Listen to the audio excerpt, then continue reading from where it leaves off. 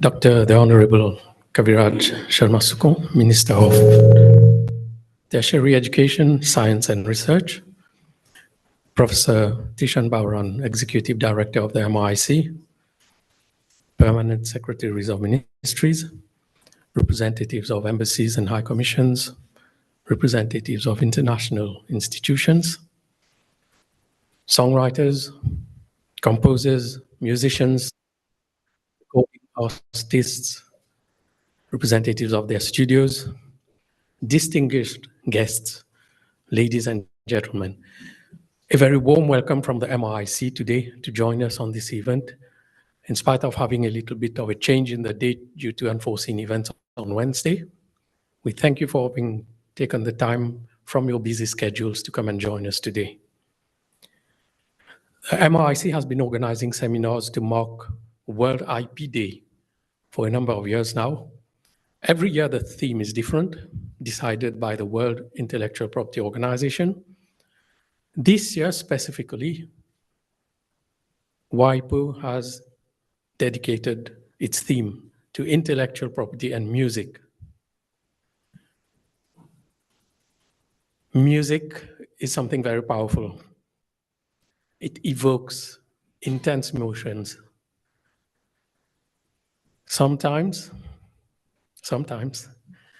it's the only way to reach out to someone. For example, persons who are in the last stages of Alzheimer's disease are known to respond positively to music when all other means of communicating have failed. Today, we are celebrating songwriters, composers, musicians, studios, those who work on creating the lyrics, the nice music, those who are responsible for taking this out, recording it, bringing out to the public. And we want to make a special acknowledgement to institutions that have helped us today in bringing the speakers together for this session. Ministry of Arts and Culture, the MASA. We've also got Dr. Jha from India who's joining us, the MGI, and we also have a lineup of international speakers from different countries, from Nigeria, from the UK, from South Africa, and from the US. And for this, we are thankful for the British Council. We are thankful for US Patent and Trademark Office with the help of their related contacts to make these people available so that they can come and share with us their knowledge, their experience around music, the music industry, and how all this operates. So without further ado, I would like to request the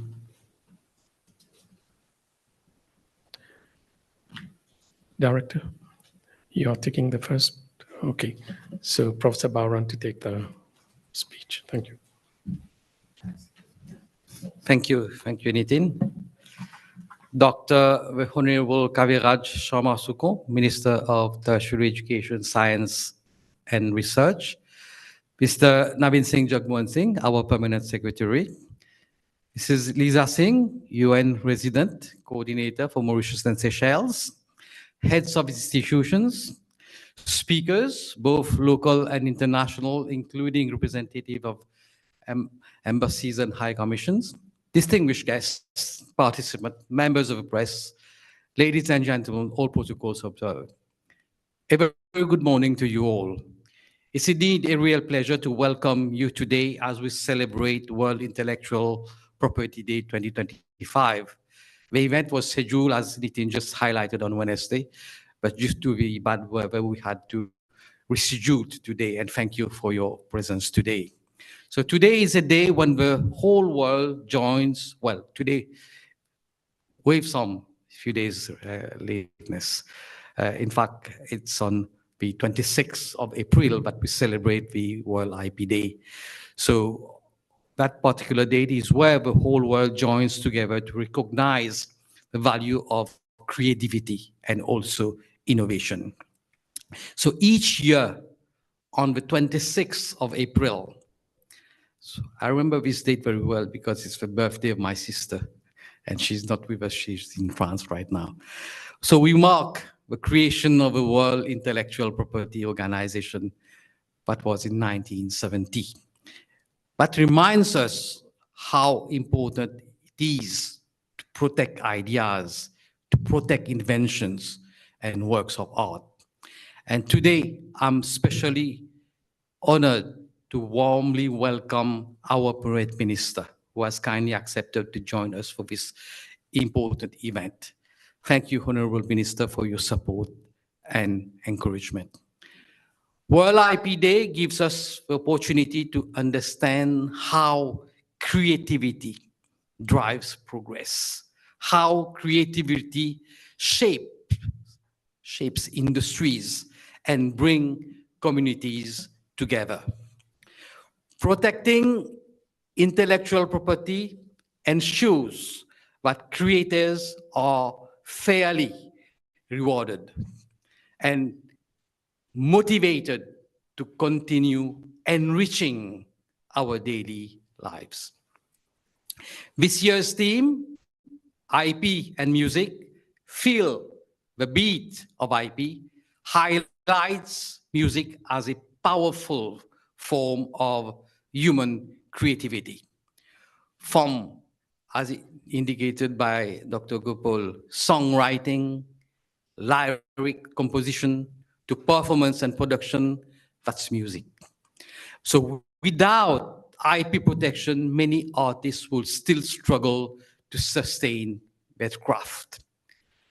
Copyright ensures that creators retain ownership and are fairly rewarded. As the saying goes, without protection, creativity dries up like a river without rain.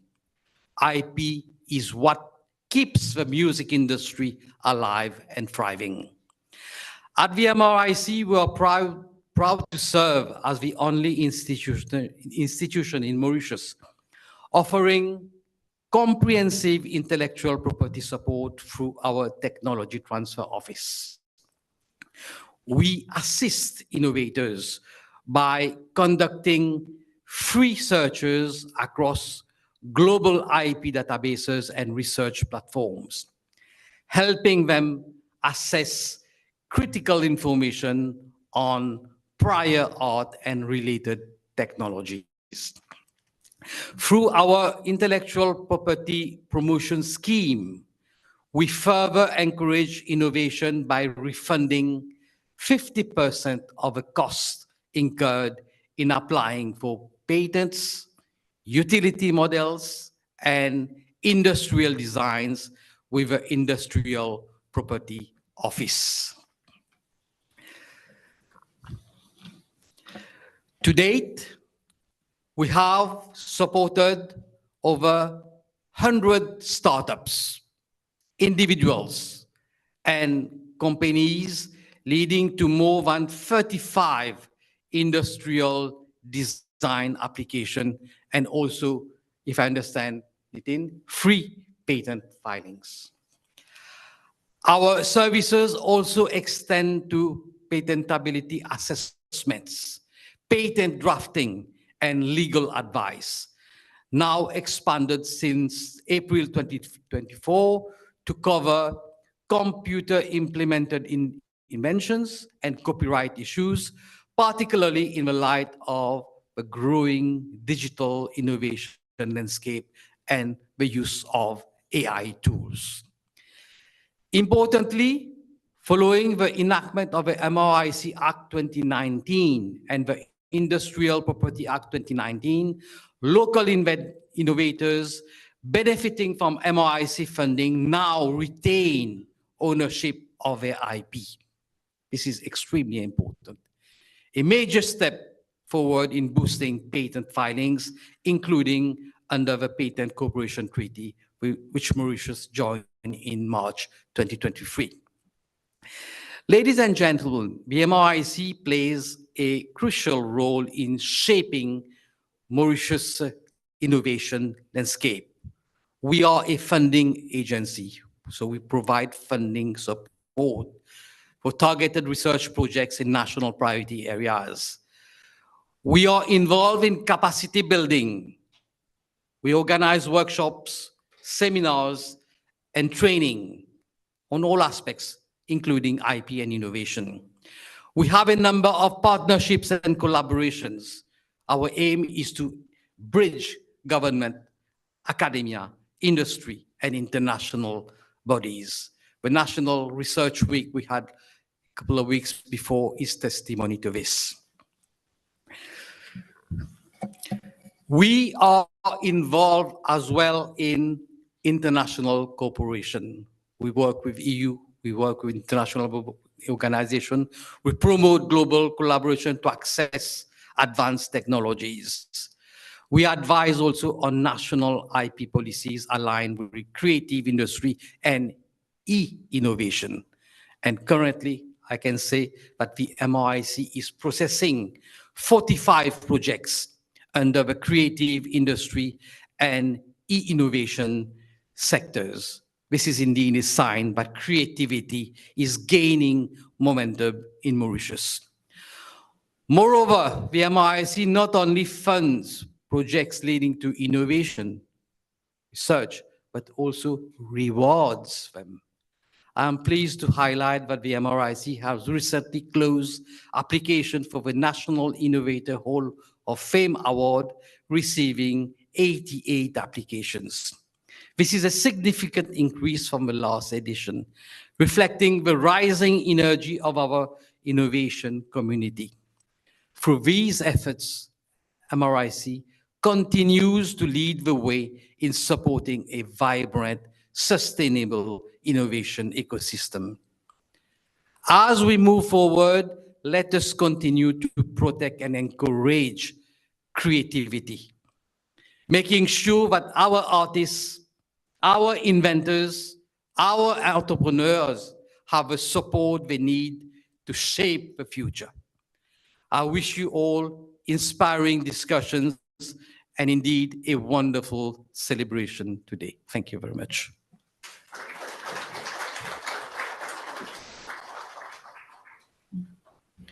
Thank you very much, Professor Bowron.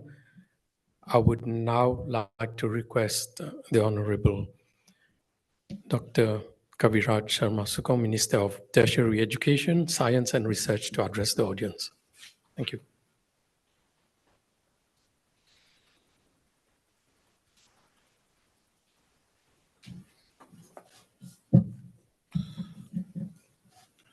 Your Excellency Lisa Singh, UN Resident Coordinator, the Permanent Secretary of my ministry, the Executive Director of MRIC, staff of MRIC, distinguished guests, colleagues, good morning. It's a great pleasure to be here, especially among the creators and innovators.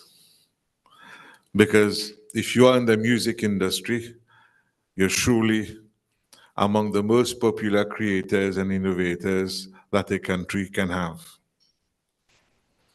And I'm happy that MRIC has decided to celebrate, as we do every year, IP.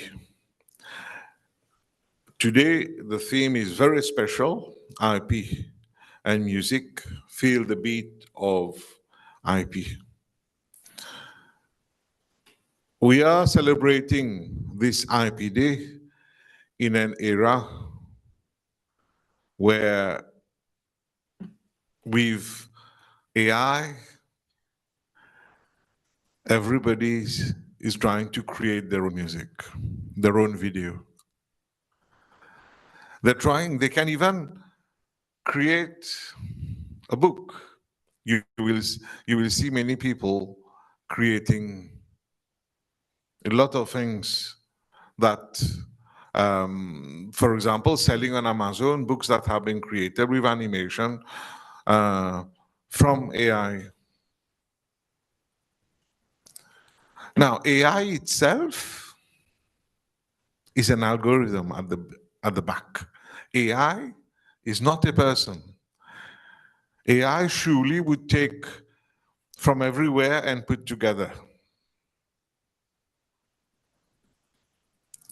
So the question that arises is, how do you protect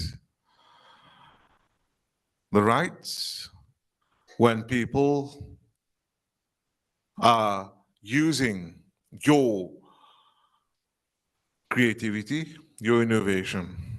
I think this is an important question. I don't have the answer, but I'm asking, and I'm sure that people would like to debate on that today. Second, the music can be downloaded freely. Once again, how do you protect the IP when people have so easy access to music? They can download. Third, which is important, is how do you therefore, in such situation, inspire, motivate young people to join the industry? Because they have to earn a living out of this. Therefore, we are in an era where lots of questions are being asked. And here I'm happy that we have experts from the industry who can work together to find the solutions. In Mauritius, if we look at the number of patents that have been registered, which is free, I understand now, not yet received, they have been registered, it's still very low, very on the low side. We would have expected to have more and more. And MRIC is providing the facilities to creators and innovators to register and to accompany you together with a legal firm till you have your patent. It's not an easy route, but at least we have an institution here and we have support from legal teams who can actually take you all along the way till you get your patent. So we would like people to make use of that, to ensure that whatever you are creating, you feel that this can be translated into a patent or other creativity that require protection, then why not? So we will very often having IP is seen to be a barrier to access. I think one of the companies that impresses me that is Apple. If you have an Apple, you buy everything. So people queue up to buy an Apple, pay for everything, and yet they're very happy. So this is one of the strategies where we see that something has to be done. We have to ensure that IP doesn't become a barrier to access. Yes, IP, yes, but at the same time, ensure that it doesn't become a barrier to access. Because people need to have access to your creativity. They need to have access to your product and services that you're offering, right? So we still have to look at how we can adapt the framework to ensure that people have access. I share the views of my friends in the music industry, where I have a number of friends who are singers, who create music, but they always say, well, we don't get much. We have to invest a lot, but we are not sure that we'll be able to get that. So they have a job, they have a revenue, because their passion is music, right? Singing, they would go and develop. Again, this is another area of concern where how we support our musicians, how we support our singers, how we support people in that creative industry to be able to earn a living out of their creativity. So I would invite everybody, the policymakers, we are here, the experts, the industry leaders, to ensure that we continue to build awareness, to educate and advocate and ensure that IP does not remain just a legal concept, but a living instrument for creativity and culture. So let me wish all of you a happy IP Day, although it was on 26, but wish you all a happy IP Day, especially feel the beat of IP today with MRIC in these rooms. Thank you very much, and I'll declare this workshop open. Thank you.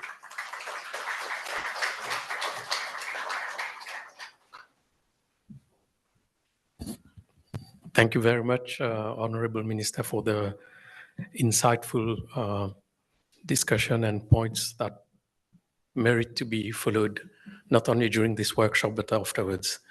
And what best place to celebrate music, the Coda Art Center here. So this is fantastic. So thank you very much for, this is the end of the opening ceremony. We would now like to invite you for a tea break on the ground floor. Just to mention that later on during the day, during the lunch session, we are also having a musical representation of creativity and local talent. Atelier Mozart has kindly accepted to bring their teachers and some of their students to showcase their talent. So that will be at lunchtime. Thank you very much.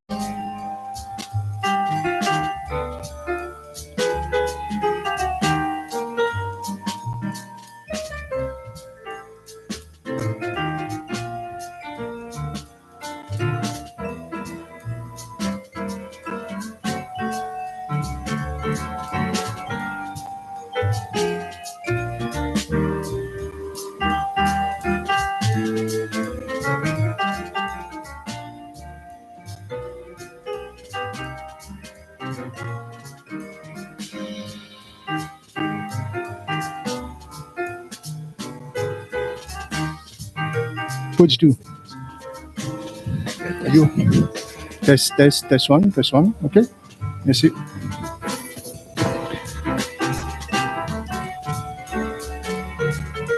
Vi rentre là-dedans. Okay. So thank you everyone for coming back again for this session.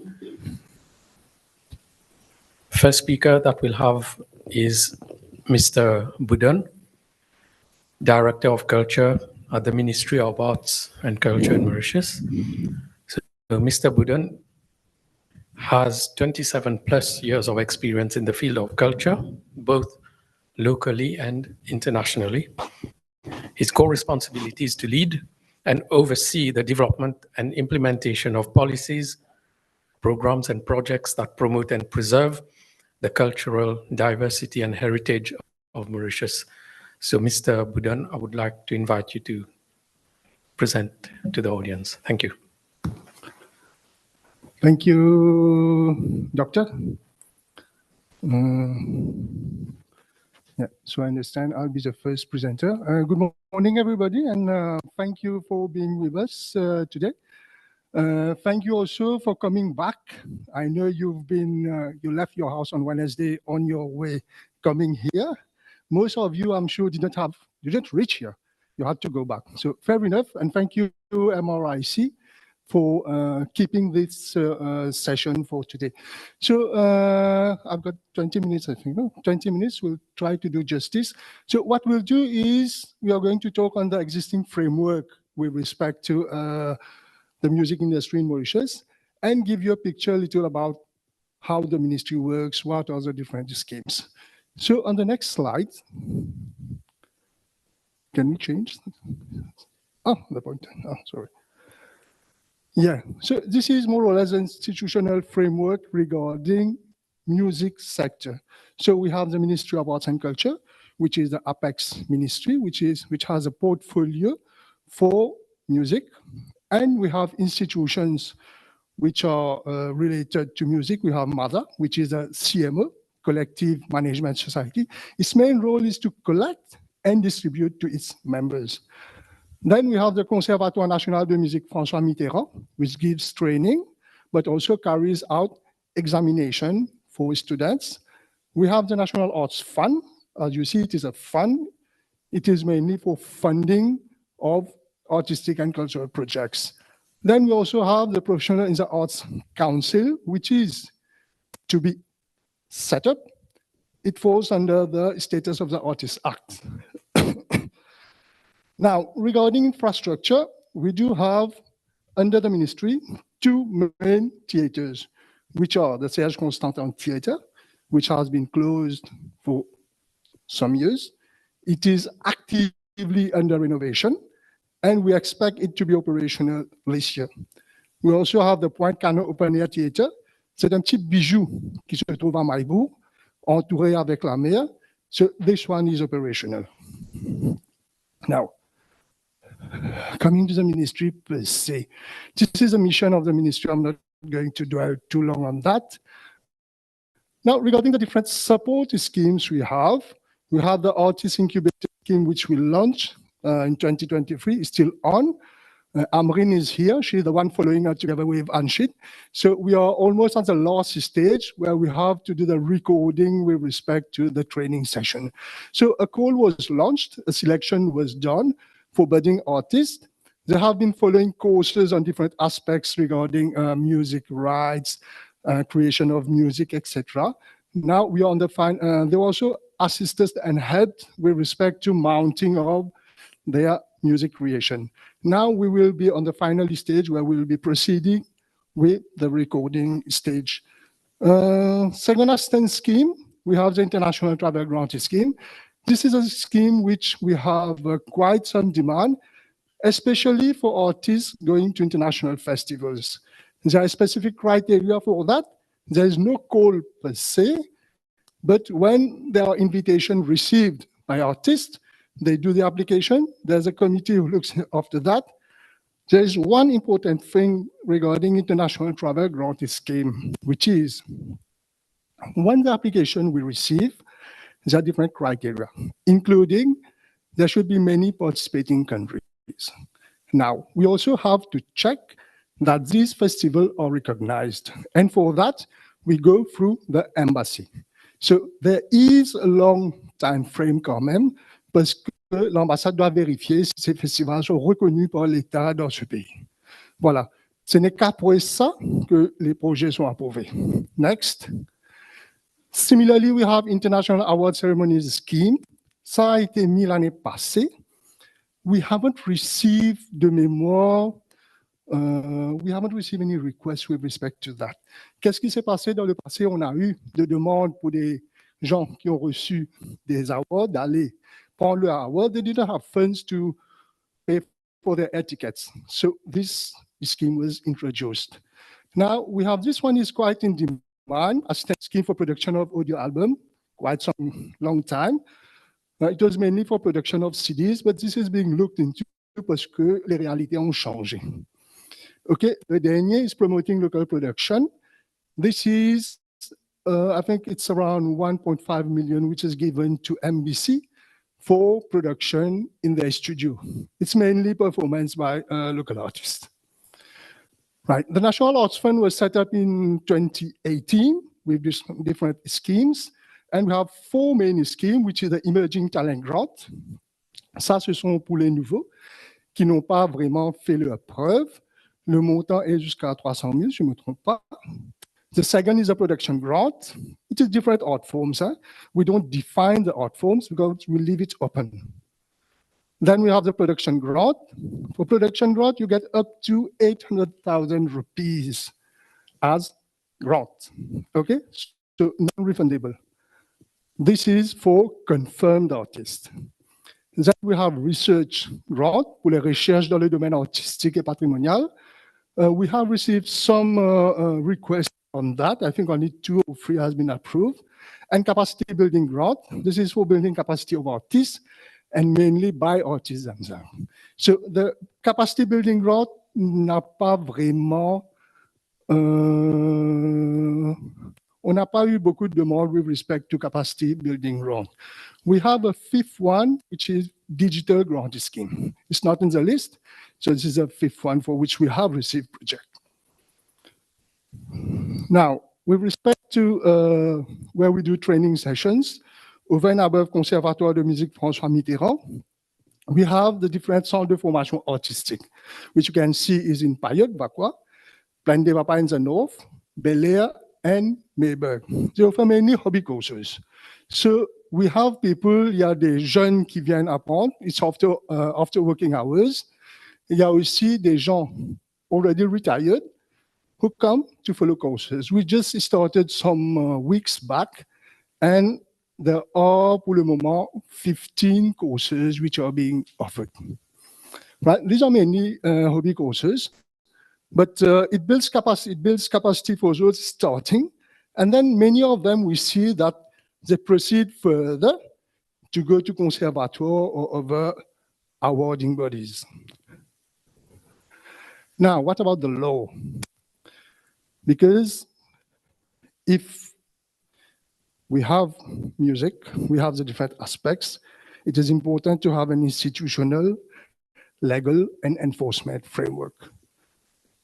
So, Conservatoire, we worked on that. It was in 1992, mainly to run courses. And also, it's a fund, prepares students for the London College of Music exams. The Status of Artists Act was enacted in 2023. That is where we have to set up the Professional Arts Council. And what is interesting with the Professional Arts Council is that it has different subcommittees with experts in the different domains. So where you have the subcommittee for music, you have peers for music. And it is these peers who are going to judge according to a set of criteria which is yet to be worked out, who are those who would be professional artists. Right, you will see it is professional in the Arts Council. So it's professionals, not only artists, but also people who are in the ecosystem, right? And it is for professionals, right? Professionals. So you would be having a category of professionals and those who are not professionals. So why this? Because a set of measures and facilities that this council will be offering would be specific to these artists. And the criteria will have to be specific. Now, there have been proposals, including in the budget, that certain sections of this law has to be reviewed. And we will be having our Assises des Arts et de la Culture, and this would be one of the thematic for discussions on what is expected to change on the status of the artist. The Copyright Act 2014, which was amended in 2017, so some major changes, including the duration of how many years, it was from 50 to 70 with respect to keeping your copyright. Now, these are the different cultural centers. So why, for music, I have put these 3 cultural centers? Because they do have a role in not only promoting culture, but also promoting music. So they do give courses, like Tamil, give courses in Tamil music.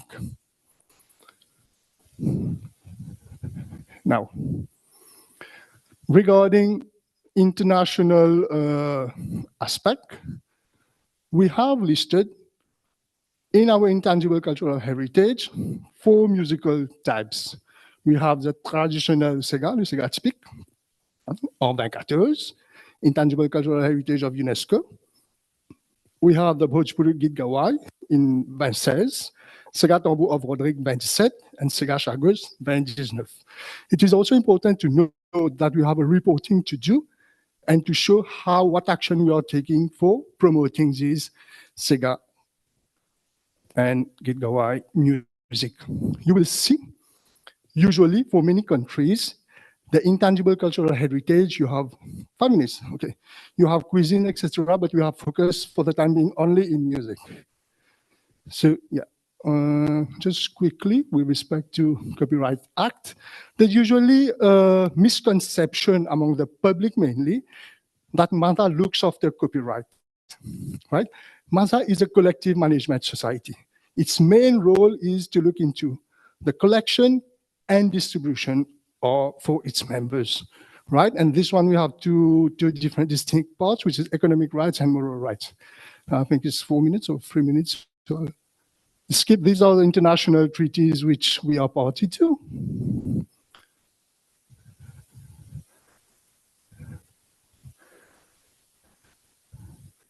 The details on MASA I will skip. Just one thing, we will see that MASA charges usually up to 30% of operation for its operational costs. But what happens, this amount is taken out from the collection of artists. And one of the measures in the government program is to review the functioning of MASA. We'll have to review how it is collected, how it is distributed, because this 30% has to go down. If the 30% goes down, there would be a bigger chunk for artists to get from what is collected. There are many countries where the collection is systemized. It's still in Mauritius, we are in 2025. And Ansley is here. We are still having log sheets on pieces of paper, which is input on the computer. And this takes time. C'est un vieux modèle qui nous a suivre. So it is time today to use digital rights, where you have a simple system of pen drive capturing the music and you get real live data for distribution. So these things would be looked into when we are relooking into the functioning of MASA. So one thing I'd like to share before ending, we have issues with respect to data collection. We don't really have data on culture, which is so much reliable and into breakdown for different sectors. We have worked with UNESCO to work out on data collection. The general AI, I think I won't have time to go on that. Assist Desailly Culture, which will be coming soon, setting up of a cultural desk for facilitating an authorization for concerts. We are working on that. It is in the government program. We talk about reviewing MASA, cultural data, yeah. So we have already signed a contract with UNESCO on thematic indicators for data. And this is not only in music, we have 22 thematic indicators which are here.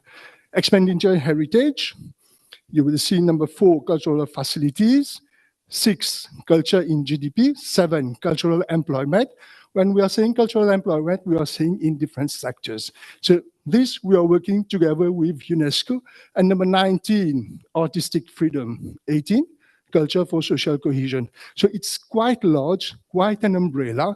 Now we have to see which data is available, which data are not available, and how we proceed in the future so that it remains sustainable. Not a one-time exercise, but an exercise which remains going on always. Right, so I'll end here. Thank you very much. I hope I have not gone over my time too much. Thank you so much.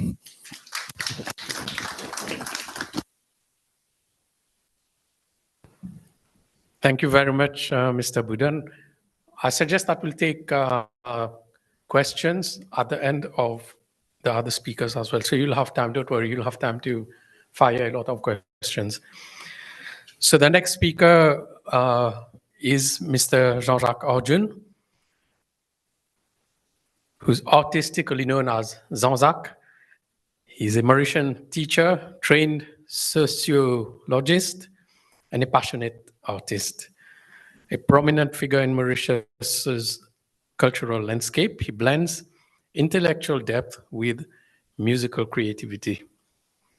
He serves as the president of the Pan-African Songwriters and Composers Alliance and the Association of Music Authors Composers in Mauritius, advocating strongly for copyright protection and the right of music creators. Mr. Zanzak is an award-winning songwriter. He was named Best National Songwriter at the Gamdo Awards in 2001. His creative journey includes the release of 3 music albums, 1 book, and that these reflect a deep commitment to both words and melody. So, Mr. Zanzak Arjun, please, the floor is yours.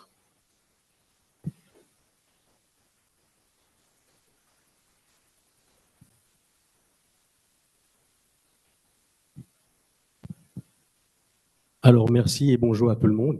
Merci d'être venu pour nous écouter et l'honneur qui est attribué à cette journée, c'est d'appeler les artistes eux-mêmes à venir témoigner de leur expérience, de leur expertise sur cette affaire qui s'appelle la musique et the digital economy. Donc, je vais traiter le sujet, la propriété intellectuelle et la musique à l'épreuve de l'économie digitale. Quand on a commencé à parler, déjà, on se sent comme subjugué quand on entend parler des smartphones, des tablettes, etc. On ne parle que de ça.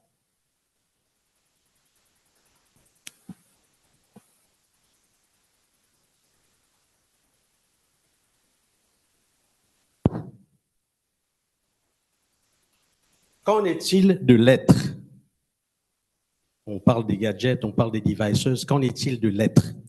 Je ne vais pas commencer à philosopher avec vous concernant qu'en est-il de l'être, mais l'être, curieusement, quand on parle de l'être artiste, il est question de PIB, produit intérieur brut. Il est question de culture. Est-ce que nous pouvons parler de la propriété intellectuelle sans parler de l'être? Pouvons-nous parler de la propriété intellectuelle sans faire allusion à la culture?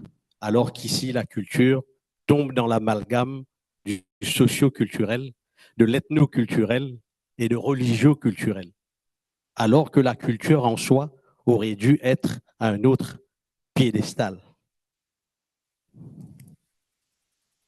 Pour nous, la culture, c'est la matrice même de la propriété intellectuelle et la musique. Sans culture, on ne peut pas parler de propriété intellectuelle comme de musique.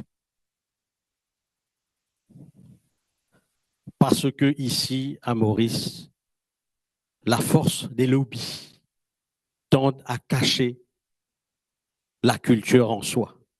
Il y a plein de lobbies, c'est légitime de faire des lobbies pour des groupuscules, etc., parce que c'est une question de survie identitaire. Mais quand ça transborde et happe la culture dans une espèce d'ouragan, on commence à perdre la face, on commence à se perdre nous-mêmes. Alors, vous allez tout de suite me demander, mais c'est quoi la culture? J'ai quelques questions ici qui peut-être dessinera dans notre tête ce que pourrait être la culture. Nous sommes là, quand je regarde l'Assemblée, vous réfléchissez quelque chose. Vous avez apporté en vous quelque chose et vous êtes le reflet de ce que votre culture vous a donné, vous a légué. Donc, dans nos lieux de culte, on a des postures. Sur les plages, dans les shopping malls, dans les rues de la capitale. C'est un grand théâtre, les rues de la capitale de Port-Louis. On peut s'asseoir et s'amuser à regarder et être en admiration. Qu'en est-il de nos choix de spectacles, de théâtre, cinématographiques et côté vestimentaire? Ces petites questions pourraient être des étincelles ravivant en nous ce que c'est que la culture. Mais nous allons avoir recours aussi à des penseurs académiques. Ici, je cite Stuart Hall, c'est un West Indian culturaliste. Lui nous dit que la culture, c'est signifying practices, c'est-à-dire nous avons chez nous, là où nous sommes, des pratiques qui signifient des choses pour nous, signifying, which make meanings to us.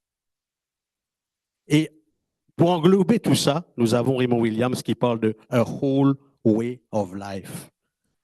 Donc, nos petites activités, nos signifying practices s'inscrivent dans l'ensemble de a whole way of life qui est l'île Maurice plurielle.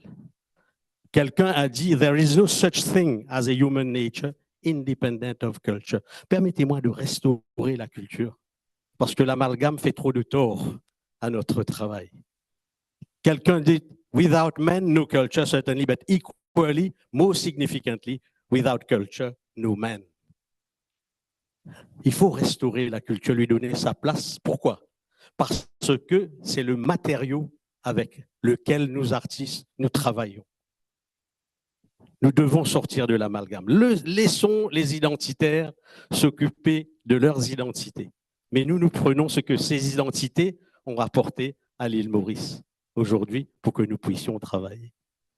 On peut citer plein comme ça, des gens qui font l'éloge et l'apogée de la culture. Alors maintenant, la culture, tu parles de culture, tu parles de l'être, mais quel est le rapport avec l'économie?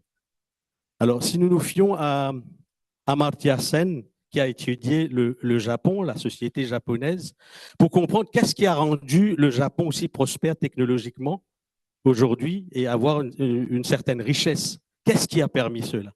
Amartya Sen a découvert qu'il y a le duty, le sens du devoir, qui est des valeurs culturelles, la loyauté et le goodwill, c'est-à-dire la crédibilité. Autant de valeurs qui impactent sur l'économie japonaise. Donc la culture a une place prépondérante dans l'économie japonaise. Excusez-moi. Il y a d'autres qui disent que c'est une question de trust, respect and self-determination, la confiance, le respect et l'autodétermination qui permettent d'avoir un impact sur l'économie. C'est l'éthos des gens, l'attitude, la posture des gens qui contribuent à l'essor de l'économie de certains pays. Donc la culture est importante, l'être est important. Plus près de nous, parlons de la musique. Music is inextricably linked to practically everyone's life in our period. Alors, si nous fions à Eurostat, Eurostat nous dit que dans les familles européennes, 1,5 de leur budget est alloué à la musique. Si nous allons en Hollande, c'est 3,8% et au Royaume-Uni, c'est 2,7%. Donc, l'argent est mis par des familles dans des projets, dans des divertissements, dans les loisirs. Alors, selon le United Nations Trade and Development, le budget en Chine tournant autour de la musique, ça fait à peu près 180 milliards. Au total, c'est en 2022. C'est United Nations and Trade Development. 2019, côté de la Jamaïque, 6,2% du GDP, Gross Domestic Product, la Jamaïque. Et plus près de nous encore, le Nigeria, 3,2 millions de personnes travaillent dans l'industrie de la musique. Pour vous dire combien la musique, la culture, l'être, l'artiste contribuent sur ce qu'on appelle le phénomène économique lié à la musique. Et curieusement, je suis tombé dessus. Monsieur Bouden va travailler pour trouver des indicateurs pour donner le vrai visage de l'économie mauricienne à travers la culture. Nous sommes tombés dessus, 2,4% du GDP mauricien sort de l'industrie créative. Où est-ce qu'ils ont eu ce chiffre? Quelle est la méthodologie utilisée? Peut-être au niveau de la recherche, vous êtes au courant. Nous, non, mais on aimerait bien savoir. Mais en tout cas, ça nous rassure et ça pourrait aussi rassurer les décideurs que notre GDP aussi est impacté par la musique, par la culture. Bon. La musique contribue aussi à une économie soutenable et soutenue. On peut encore lire. C'est la pile?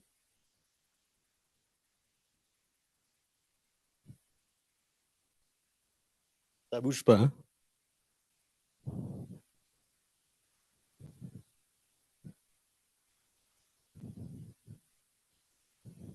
En concert, on a un problème, là? Non, je vous trouve une astuce, bien sûr.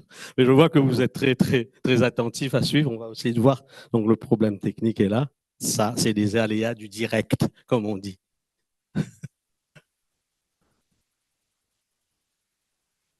Oui, en effet, c'est surprenant de voir que 2,4 de notre GDP est issu de l'industrie créative. Moi, je ne savais pas.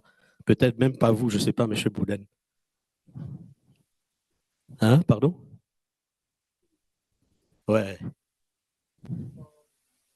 Ouais, eh bien, il faut chercher, et nous, ça nous intéresse. Mais au moins, nos décideurs savent dorénavant que la musique contribue au GDP de notre pays à hauteur de 2,4%. C'est rassurant. Reste à savoir quelle a été la méthodologie utilisée, etc., etc. C'est à une autre étape. Ça vient? J'ai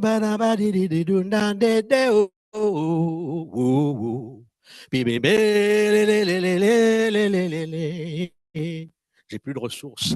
Des 0,4%. GDP, des 0,4%. Là, nous poils rodés, banotis content, ouais, des 0,4%.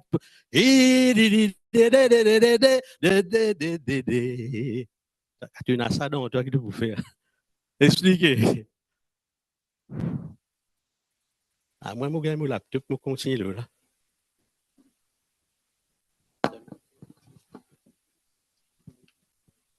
Peut-être la pile dedans.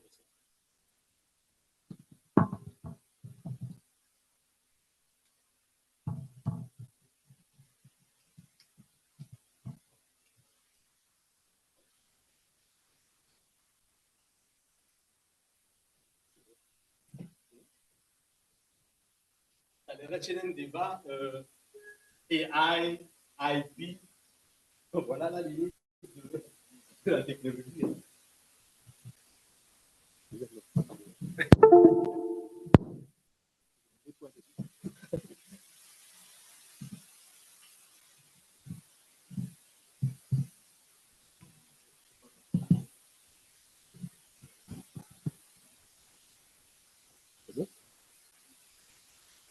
Alors, j'étais à 2,4%.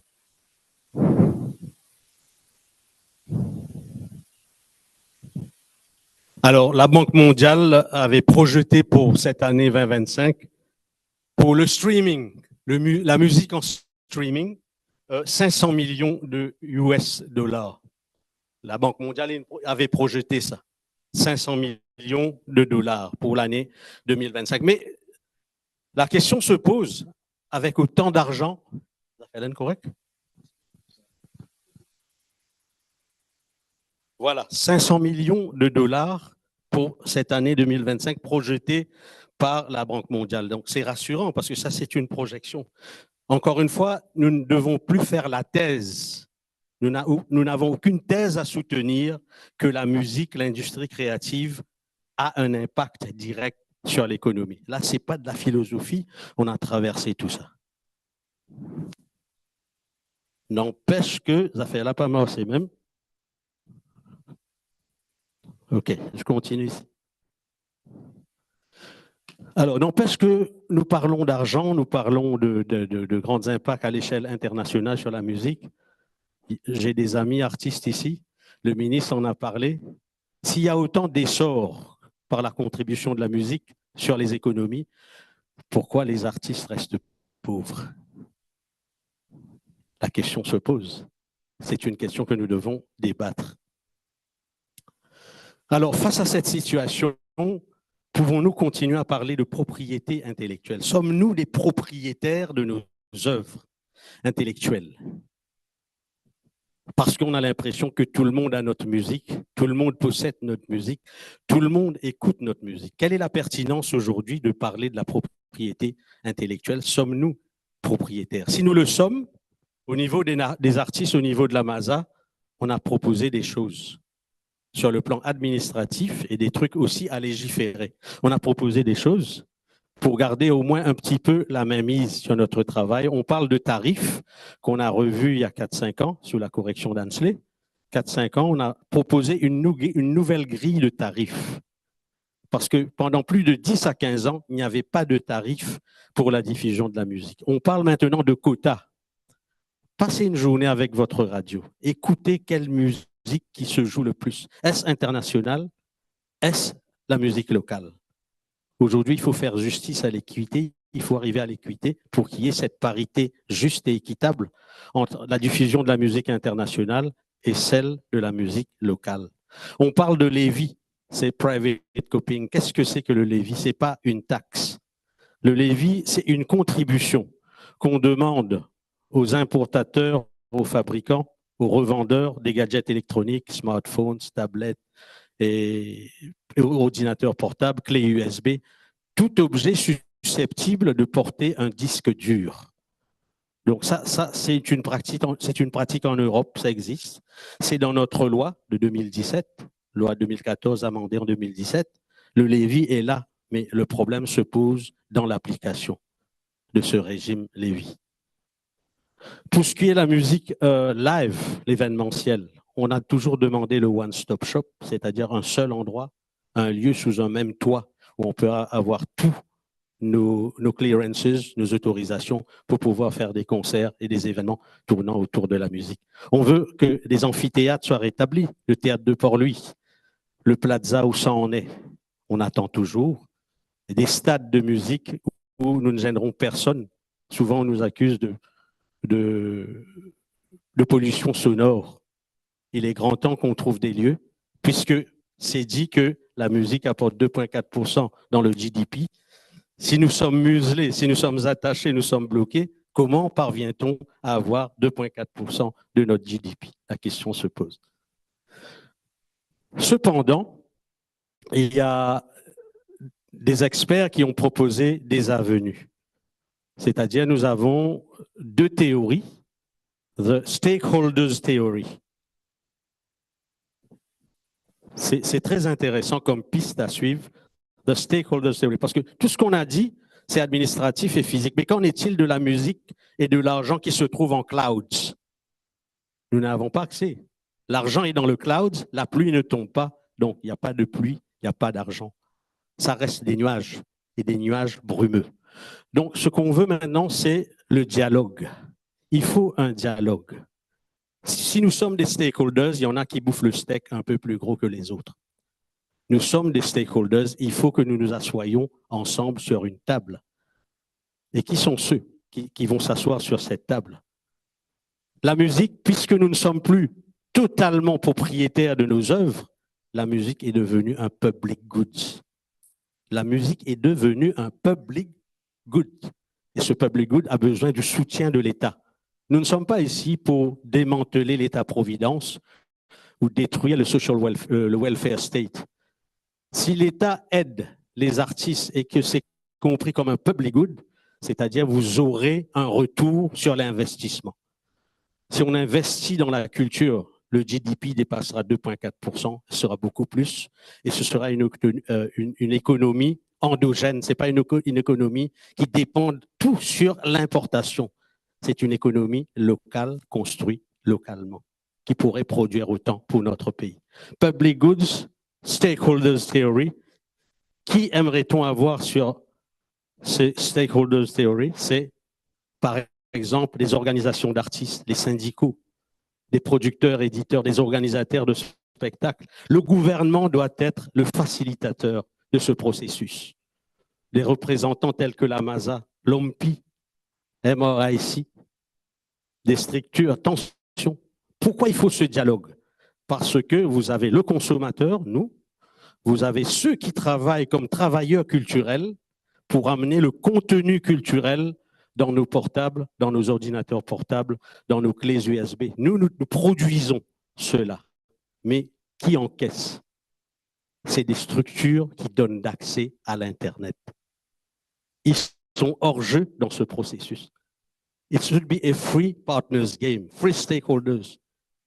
Le consommateur, le public, ceux qui pourvoient le contenu culturel et l'autre, ceux qui donnent accès à l'Internet. On ne demande pas ça pour les artistes comme une forme de mendicité. On demande cela parce que c'est crucial. L'île Maurice a besoin d'un nouveau modèle économique. Alors, quel serait l'objet de cette table ronde? faire un état de lieu, vous avez parlé d'indicateurs, faire un état des lieux de l'économie créative à Maurice, la place accordée aux créateurs, producteurs du secteur, une évaluation de notre qualité potentielle artistique que nous produisons. Plus nous sommes aidés, plus on produira de la qualité et on sera en concurrence, en compétition saine avec les artistes étrangers. Donc, il y a plein de choses qu'on pourrait proposer. C'est le temps qui m'a été écourté. Donc, je vais vous faire écouter un petit truc très bref avant, et je vous dis merci en même temps.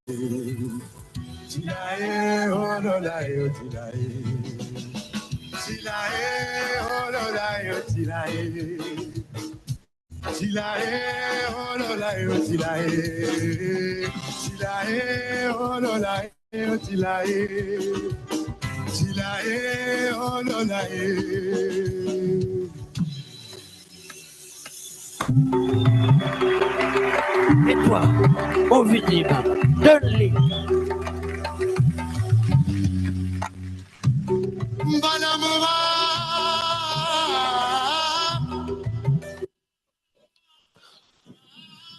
Merci.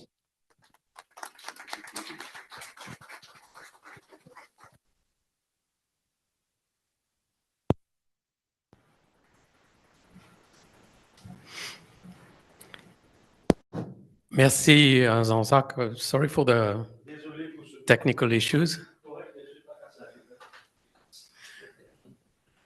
C'est bon pour la prochaine présentation? Vous avez... C'est bon? Okay. Okay, so the next speaker is Associate Professor Dr. Perumal, Head, Center for Technology Enabled Learning at the Mahatma Gandhi Institute, Mauritius. Dr. Perumal is a professional Carnatic music teacher, performer, and researcher whose research encompasses ancient Tamil culture and its compositions to the current evolution of this art form, in particular in the Indian Ocean region and among the global Hindu diaspora. Dr.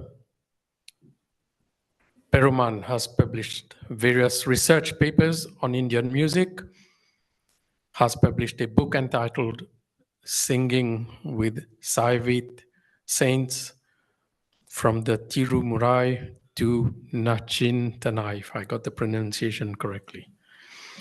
He conceptualized new concept program like Rag Priya and came up with the first practice-based research entitled Melodious Coexistence, a Creative Exploration, published in the book on abstracts released by the Tertiary Education Commission. Dr. Perumal also came up with a new concept of fusion, classical-based music and dance in Mauritius. So without further ado, I will ask Dr. Perumal to please address the audience. Thank you.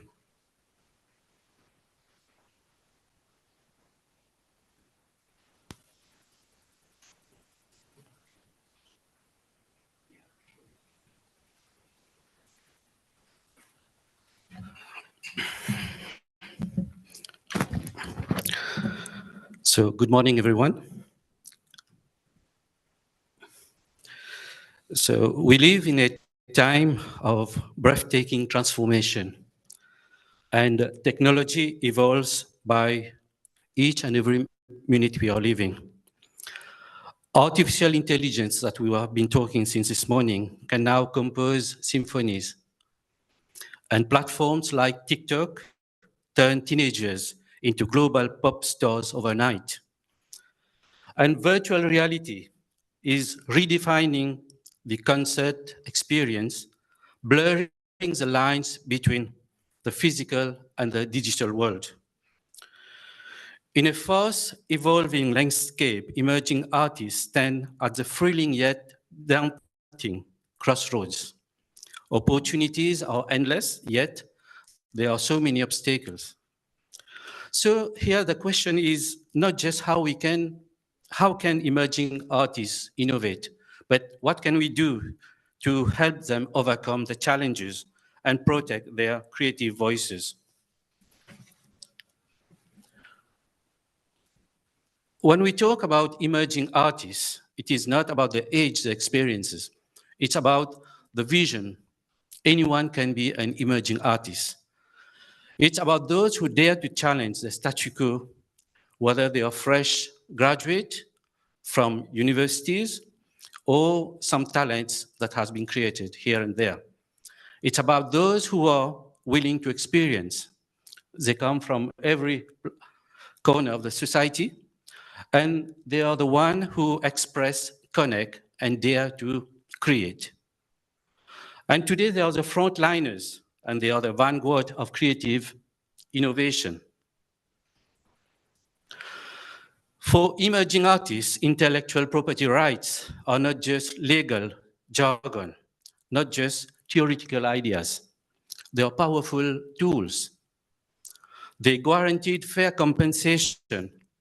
They protect against exploitation. They enable artists to maintain creative control over their work.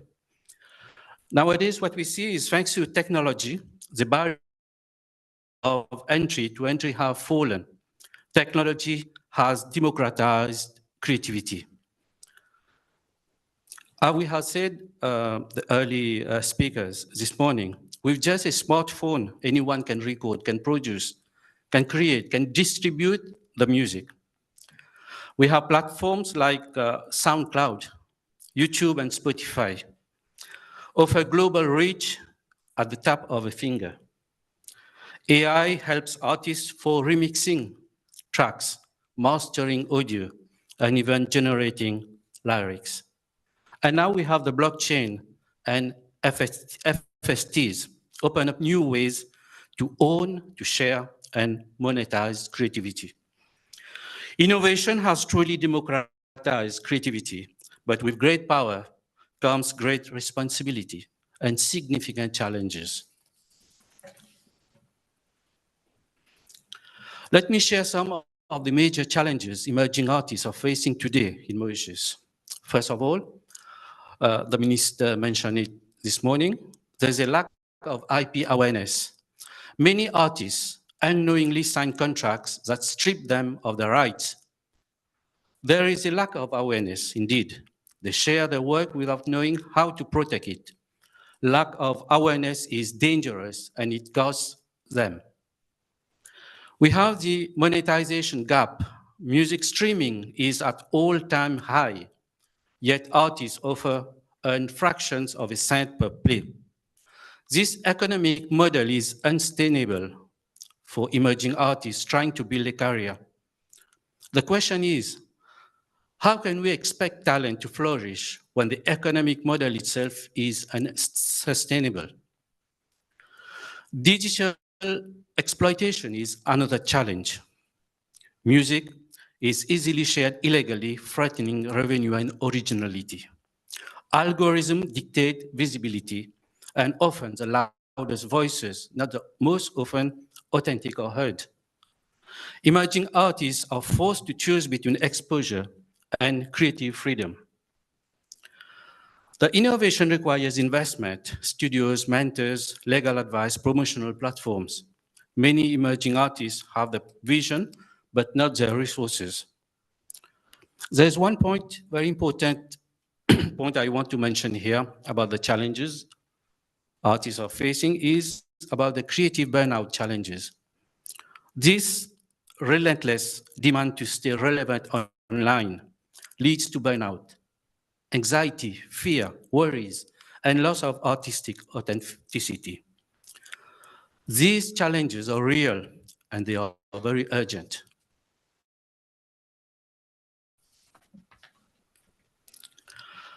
So how do we empower emerging artists in a fast-changing world? Intellectual property must be included as a subject, as a module in universities and music school and community programs. artists should learn how to protect their work. We need accessibility IP registration services tailored for local artists, along with creative funding hubs, which are very essential for emerging artists.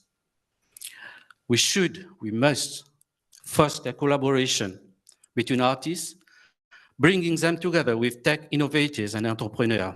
Music no longer stands alone. It merges with film, gaming, fashion, advertising, and more. We need to support them with startups and incubators that champion music tech innovation. We must develop ethical digital tools that prioritize artists, transparent algorithm, fair payment models, and reliable rights tracking technologies. As far as the policy reform, responsible authorities need to update IP laws to reflect digital realities while promoting local talent and independent voice. This is how we will build a more vibrant and inclusive and innovative ecosystem. Let me take a moment to highlight an institution that is making strides, the Mahatma Gandhi Institute, where I'm working there. The MGI has been a torchbearer in Mauritius, nurturing music, dance, visual arts, languages, and culture. Through its various schools, the schools of motion studies, a school of performing arts, as a school of fine arts, and more, it shapes they are not only shaping the performers, but thinkers and creators. While MGI and RTI are yet to introduce specialized IP courses, they recognize its importance. MGI has come up with an intellectual property rights policy to protect the works of the students, researchers, and artists. The IPR policy was drafted in September 2023 and was approved by the MGI RTI Council. The aim of the policy was to protect and manage IP assets, encourage innovation and research, facilitate commercialization for cultural and socio-economic benefit, and also bringing the gaps between academia and industries. This proactive approach will ensure that creativity is not just acknowledged, but protected, and that knowledge and art become engines for growth locally and globally. The school offers a range of programs from certificate to doctoral levels in areas of music, dance, visual arts, languages, and cultural studies. Besides these 5 tertiary schools that we have at the MGI, we have 3 centers. We have a center for quality audit, a center for research, and most recently we have set up a center for technology-enabled learning.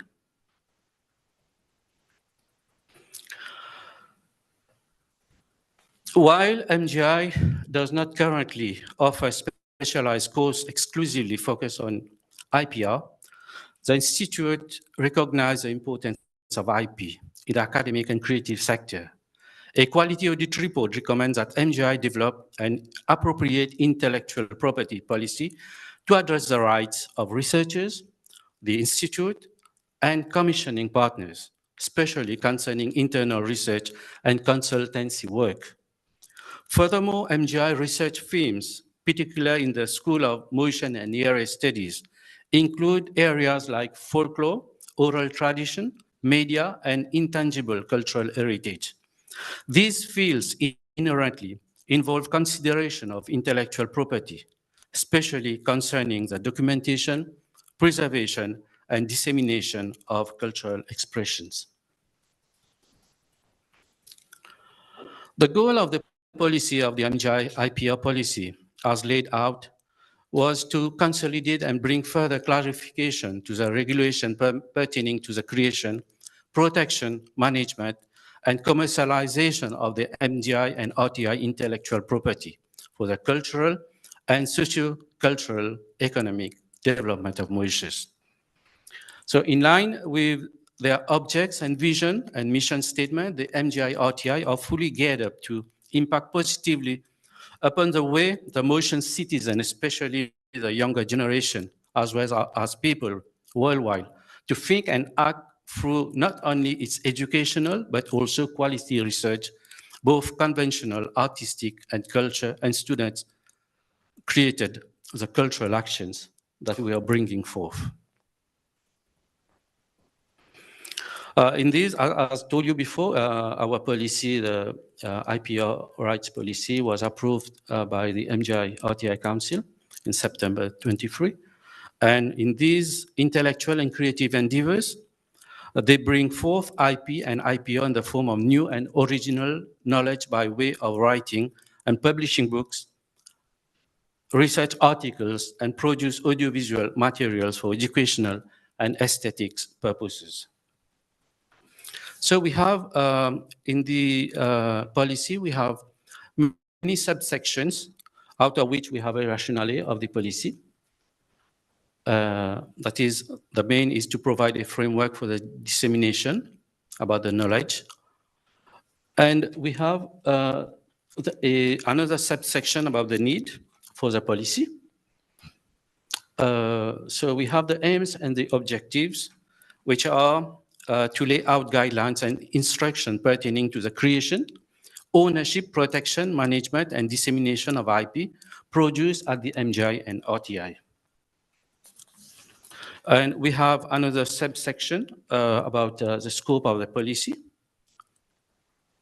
And the MGI RTI has played a very important role in nurturing our cultural and artistic landscape in Mauritius.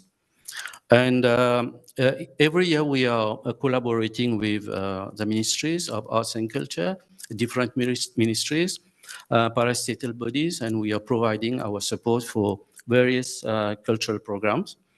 And as the global emphasis on intellectual property rights continues to grow, institutions like MGI are poised to integrate IP consideration into the academic and research frameworks, ensuring that creators and scholars are equipped to promote and manage their intellectual assets effectively. This is a call for action. So what we are asking, action by stakeholders, to policymakers, like to create flexible frameworks, flexible structures that protect not only the legends of today, but the pioneers of tomorrow. For our artists, learn your rights, protect your work, build your own stage, and don't wait for discovery, craft your own journey. For institutions, just teach the IP literacy, teach creative entrepreneurship. Creativity is not just a passion, it's a viable career. And to all of us, let us cultivate a world where innovation and protection go hand in hand. So as we celebrate the World IP Day today, on the 26th, let's remember that behind every beat, every lyrics, every brush stroke that moves us is a creator, often young, often emerging, pouring their soul into their craft. Innovation should not be a privilege, nor should protection be a mystery. Let us ensure that as a beat of music pulses through our lives, the rights, dignity, and futures of those who created it are secure. Let us feel the beat of IP, not just in our ears, but in our actions, not just today, but every day.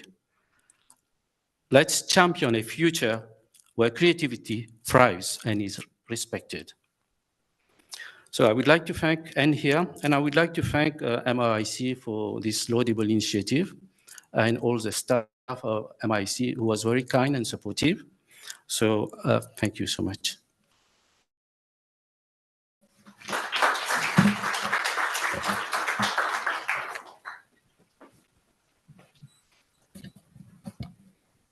Thank you very much, Dr. Perman.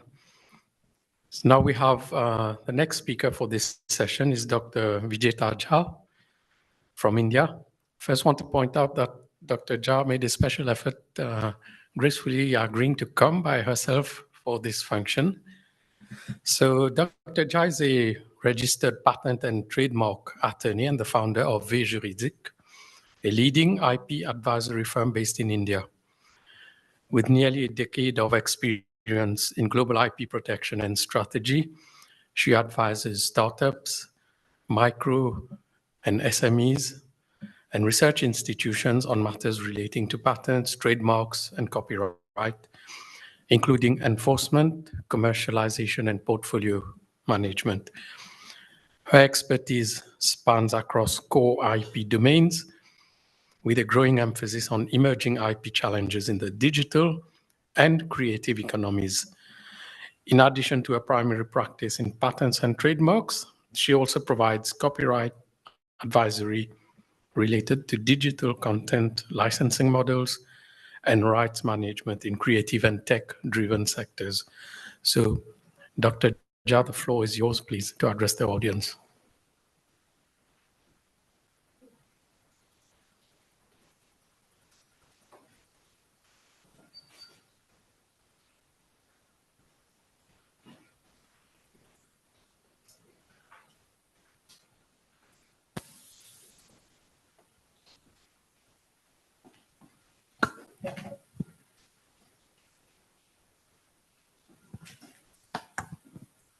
Hi, everyone. Thank you so much for being here today. Let me start with something a little mind-blowing. Imagine this. A song goes viral overnight. Millions of streams, trending everywhere. And guess what? No human has written this song. No human has sung this song. It wasn't even touched by a human. It was composed, produced, and performed entirely by artificial intelligence.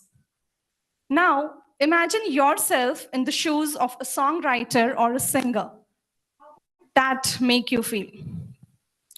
Now, here's the twist. This isn't some futuristic fantasy I'm talking about. This is happening right now. Hi, I'm Vijeta, an IP attorney, a technologist, and a music lover. And today I invite you to explore a world where AI is redefining the music industry and how.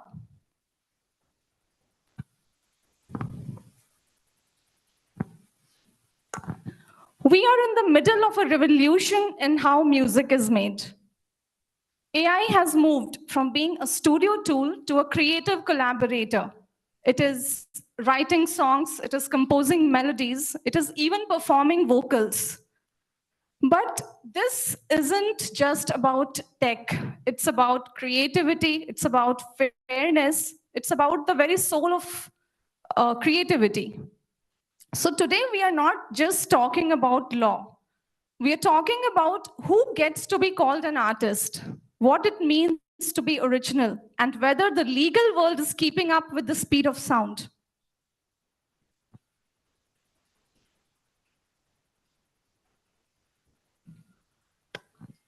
Just a few years ago, making music meant working on musical instruments, a microphone, and probably a big studio. Today, you can create an entire album with just a few clicks on a laptop. Tools like Aiva, Jukebox, Suno can mimic your favorite artists scarily well. In fact, there are songs that have gone viral with listeners having no idea that there was no human behind the mic. This is interesting, yes, but it's also confusing. Is it normal if we are falling in love with a song made by a code? And what does that say about our connection to music? Are we heading towards a new golden age of creativity, or are we being just serenaded by algorithms?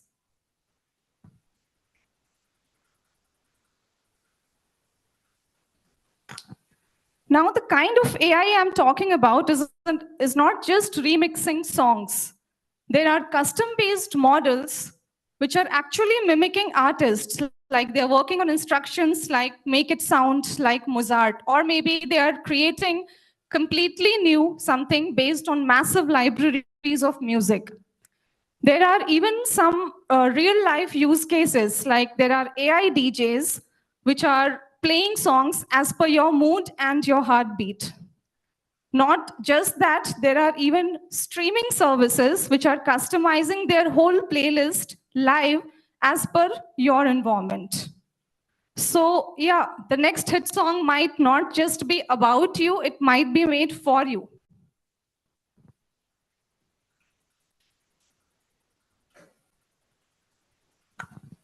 Now, a quick crash course on how music IP works today.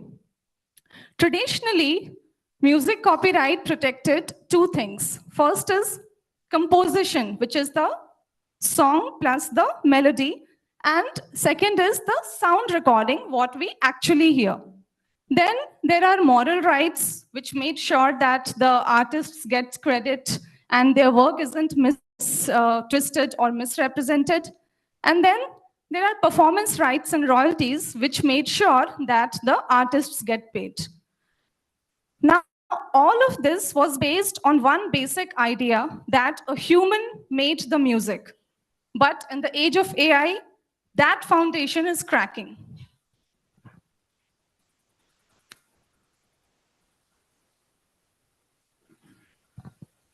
Here comes the million-dollar question. Who owns the music which AI creates? Is it the person who presses the button? Is it the person who writes the code? Is it the person who trains the AI? Or is it the public domain from where the AI is actually taking that data? Talking about legal stances, the US doesn't acknowledge anything which is made by AI.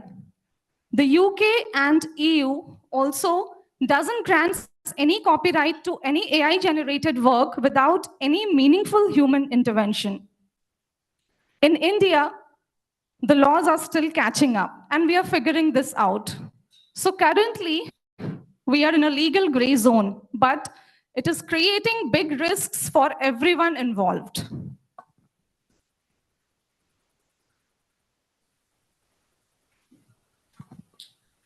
Now, this debate gets a little existential. Can you ever compare human and machine? Can AI really understand heartbreak? Can it really write a breakup ballad like a human can? Let's look at the case studies. The world's first major AI authorship case was Thaler's Dabas, in which an AI was listed as an inventor, and the courts around the world didn't agree. Then there was this graphic novel called Zarya of the Dawn, which was again did not granted copyright because a human didn't draw the graphics. The graphics was drawn by an AI. So all of these said, the twist is that creativity today, unfortunately, whether we accept it or not, it's not always solo. It is often a collaboration between human and machine.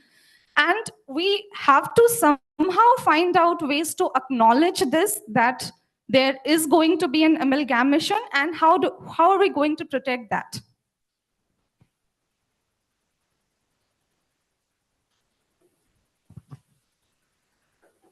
Okay, now imagine this, that someone releases a song in your voice. And I'm not talking about imitating the voice, but cloning the voice. The voice cloning is powerful and dangerous. What it can do is it can recreate the dead voices, it can imitate the living ones, it can do whatever instructions you give it. And when we are talking about this, we are not just talking about IP here, we are talking about identity theft, and that's a much serious issue. Again, talking about laws, the laws are still catching up in India, and we are still figuring this out, but the ethical questions are already here. That if deepfake music hits the charts, we are no longer dealing with only copyright. We are dealing with personal rights, dignity, and reputation.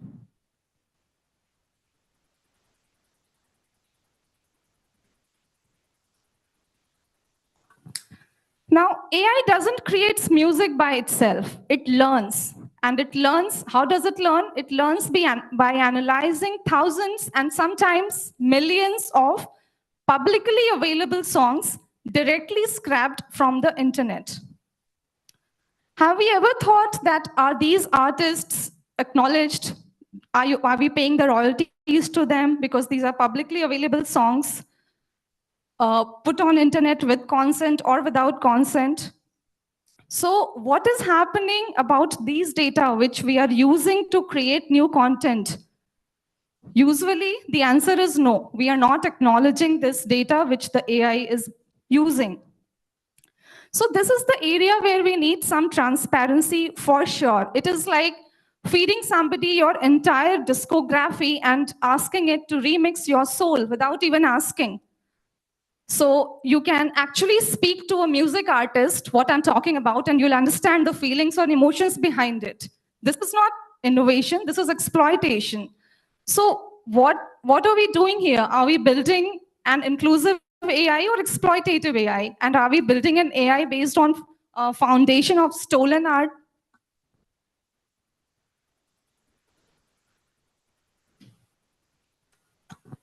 Let us talk about these platforms who are playing these songs, which I'm talking about. AI-generated songs are everywhere. YouTube, Spotify, SoundCloud. And what happens when these songs violate copyrights or moral rights? Currently, talking about laws again, intermediaries are shielded by some laws like Section 230 in the US, and India's IT rules on intermediaries are keeping these platforms shielded from infringement issues as of now. But how long will that last? Especially if they are making music off of that AI-generated content, which are actually hurting the real artists. So again, this is also a big legal and ethical battleground.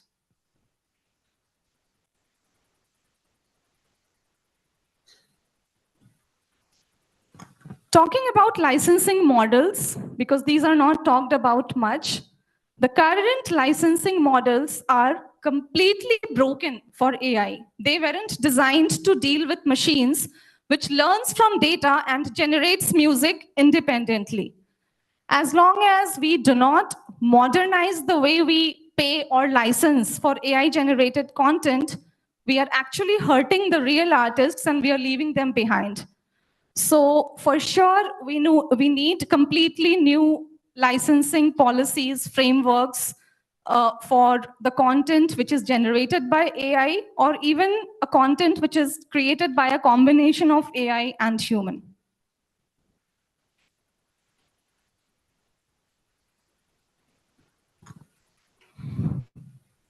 Again, an interesting take on this.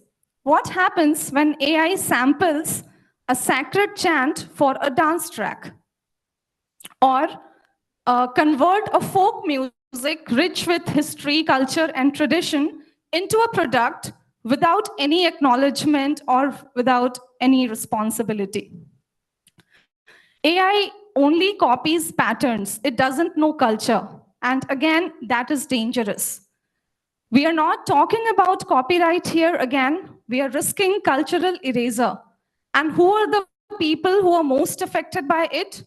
The small artists, the indigenous voices, the communities who already struggle for visibility. So, risking cultural erasure, and it is having a deep impact on independent small musicians. So again, this is something which we need to talk about, that how do we protect our culture in all this race?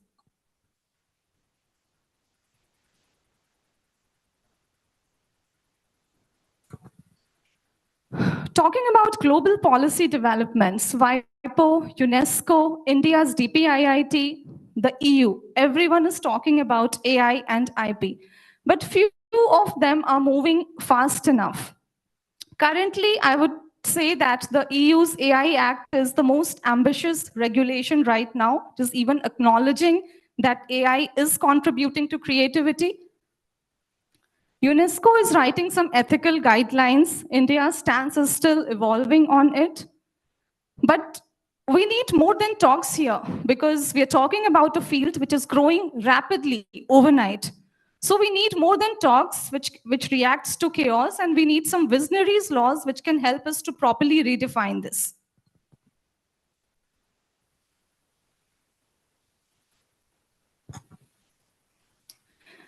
Here's the hopeful part. AI and humans can create magic together. Imagine people with disabilities, artists with disabilities, creating their first song through AI. Imagine real-time royalty tracking through blockchain. Imagine new genres born from AI-human collaboration. The goal is not to resist the future, but to shape it. And how is that going to happen? The artists have to lead the charge. Definitely, we need the laws to be modernized.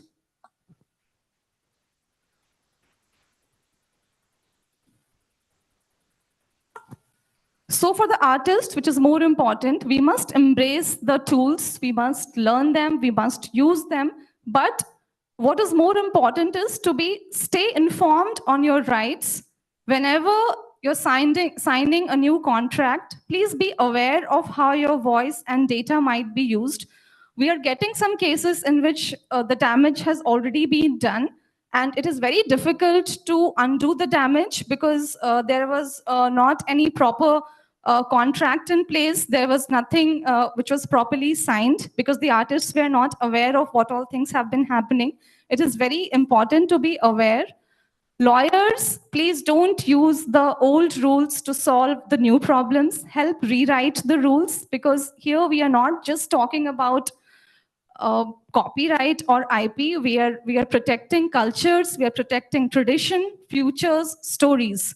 So this is very important.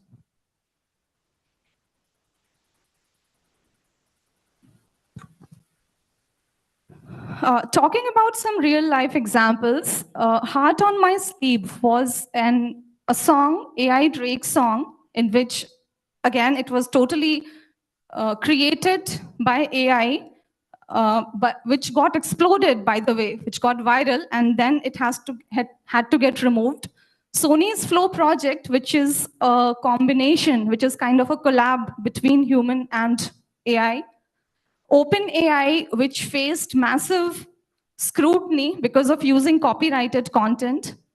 And South Korea, where AI idols are treated as rising stars.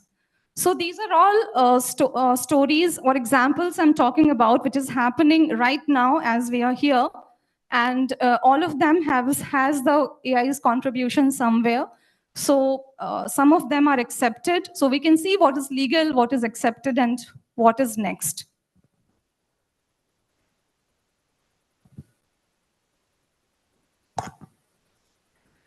So AI is changing music forever. It is here, and the laws may not be ready, but we are. So the tech creators, the artists, the lawyers, and the policy makers must work together. And if we are smart enough about this, we can ensure that AI doesn't replace human creativity, but amplifies it.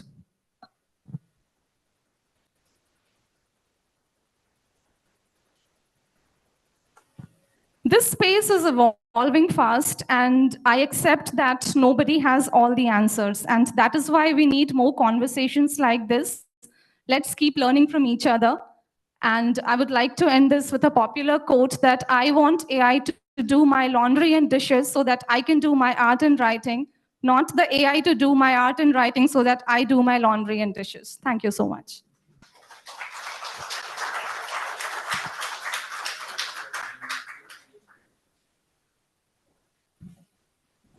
Thank you very much, Dr. Jha. I would like to request the speakers from this morning, if you could please join the table here. We'll have a short question and answer session.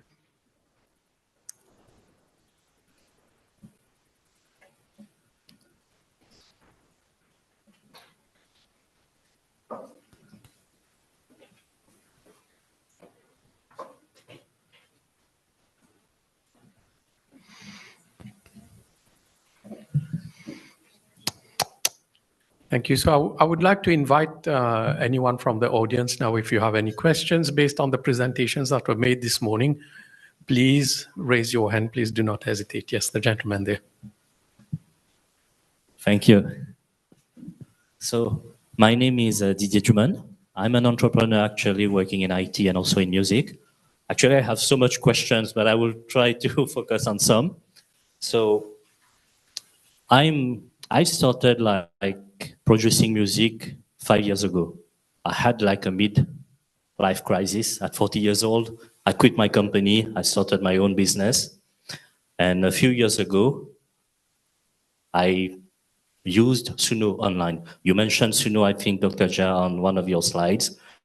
And this made me realize that we are actually already late. Music, AI is already doing better music than some humans, even with a lot of experience.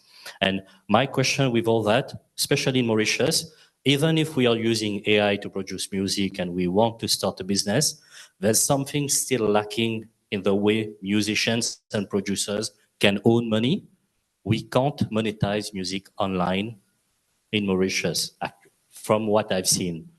If you go on YouTube, Mauritius is not in the list on countries that can be monetized.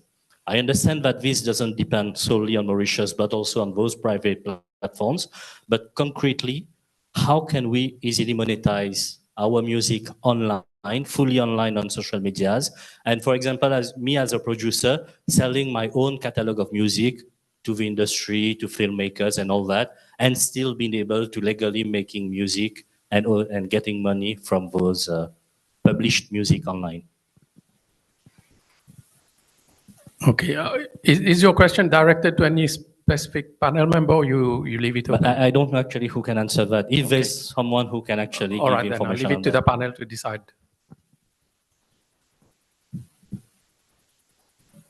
Je vais essayer de répondre à ta question. J'ai parlé dans l'exposé d'un rapport entre les stakeholders. J'ai cité 3 partenaires possibles, potentiels, notamment le public, le consommateur, the content provider, les artistes, et puis ceux qui donnent accès à l'Internet. C'est là où tout se joue. Le streaming traverse par ce truc. Des fois, ceux qui donnent accès à l'Internet, des agences de téléphonie, affichent leur chiffre d'affaires. Et c'est énorme. Alors, ce que nous demandons, nous, à notre niveau, c'est qu'il y ait un sharing équitable. Parce que indirectement, si nous ne donnons pas de content, il y aura moins d'intérêt pour acheter les gadgets ou pour prendre un abonnement à X ou Y agence de téléphonie mobile. Donc, il faut que ce que les gens recueillent comme chiffre d'affaires, il y ait quelque part un investissement de leur part dans l'économie digitale permettant aux artistes de continuer à travailler et à promouvoir l'art. Mais si ça continue comme ça, tout ce qui se passe en streaming, on n'aura pas accès. Ça restera toujours au niveau du SoundCloud sans que la pluie ne tombe. C'est une perspective. Moi, je voudrais ajouter que on a un ministère des Arts et de la Culture, et je crois la première porte qu'on doit aller frapper, c'est bien là-bas, parce que on vient de. Je parlais justement avec Monsieur Dr Bouden que ce n'est que maintenant qu'ils font les efforts à faciliter dans cette envergure, mais c'est pas trop tard quand même. Ben, c'est une très bonne question, et parce que moi aussi, pendant la nuit, j'ai pensé comment on va faire, parce que quand j'ai vu Spotify, les sous qu'on a quand on va mettre des trucs online, c'est bien moins qu'on va les vendre directement à la clientèle. Donc, c'est quelque chose de très, très important. Et nous, les speakers, ce qui nous réunit ici, c'est qu'on a dit, tous les 4 ici, c'est que c'est la collaboration, et on doit s'asseoir, parler et faire les choses bouger au plus vite possible. Voilà. Merci. Juste pour ajouter, on avait travaillé quelques années de cela, comme disait Jean-Jacques, sur une nouvelle assiette où on avait grandi les gens qui doivent, les compagnies qui doivent payer, évidemment, et on avait inclus les services ISPs. Right? Maintenant, la loi a été amendée en 2017, une loi qui avait été amendée déjà en 2014, après 3 ans. On a tellement de nouvelles technologies, on parle des AI, on parle des qui étaient déjà là, YouTube, etc. Donc, avec les assises qui viennent, avec les propositions, il faudra revoir pour revoir la tarif, et aussi par rapport à la loi, s'il y a des amendes à faire. Voilà, merci. Thank you. Est-ce qu'il y a d'autres questions? Oui. Bonjour. Alors, je suis Madame Indurani Chantou. Je suis également board member Literary Committee à la MALSA. Alors, le ministère des Arts, c'est pas un ministère qu'on vient de créer, c'est un ministère qui existe depuis belle lurette. Alors, des questions à se poser maintenant. Est-ce que le ministère connaît vraiment l'importance des artistes? Soit il ne connaît pas l'importance des artistes dans notre société, ou bien on refuse de reconnaître l'importance des artistes. Parce que les artistes, aujourd'hui, sont les plus pauvres. L'industrie culturelle et artistique n'arrive pas à créer d'emplois. Et puisqu'on parle de la musique aujourd'hui, alors combien de chanteurs, de musiciens qui arrivent à gagner leur vie? Parce que cette industrie devrait quand même générer une source de revenus pour qu'il arrive à survivre. Et ensuite, c'est un emploi durable. C'est pas qu'on chante aujourd'hui, on termine aujourd'hui. Et en termes de motivation, je ne vois pas beaucoup. Et le monsieur qui vient de dire, one of the speakers, crack your own journey. How is the artist going to crack his own journey when he has nothing to start, no finance to start? Et qu'est-ce qu'on donne comme finance au ministère des Arts? Je crois qu'il faudra avoir quand même une somme d'argent en réserve pour qu'on puisse financer son projet. Après, on va vous donner. Mais je vois qu'il n'y a pas grande chose. Hein? Et puis, par exemple, vous enseignez la musique, l'art, etc. Combien d'étudiants qui quittent ces institutions et qui arrivent à trouver un emploi vraiment? C'est ça le problème. Donc, l'art, c'est un métier, donc on ne peut pas dépendre là-dessus pour gagner sa vie. Ça demeure au niveau de entertainment, tout simplement. Mais on n'arrive pas à gagner sa vie. Voilà, merci beaucoup. Okay, thank you. Merci. Anyone from the panel wishes to respond?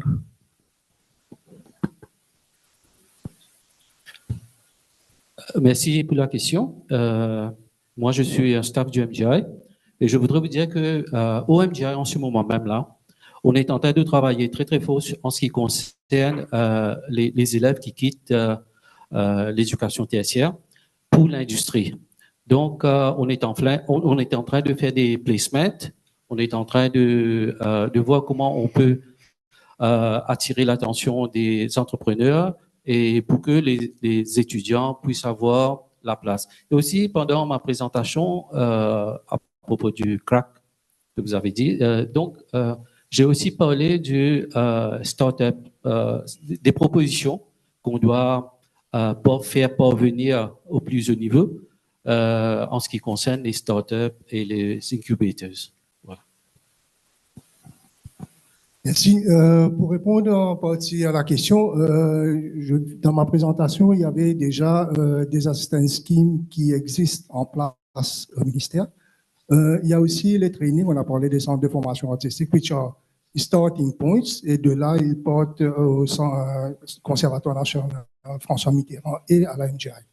Il faudra aussi prendre en considération qu'il y a des mesures qui ont été annoncées dans le gouvernement programme pour mettre en place, dont un assise des arts et de la culture. Un assise qui va venir avec des mesures qui seront chiffrées et sur les temps, sur les différents aspects économiques et culturels et patrimoine qu'on va éventuellement mettre en place. Ce sera un action plan et pas seulement une strategic plan per se. Merci. D'accord, merci.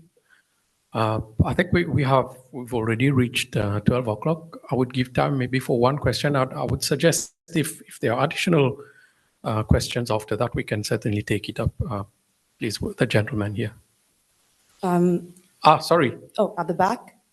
In front here, there was someone. Okay. Yeah.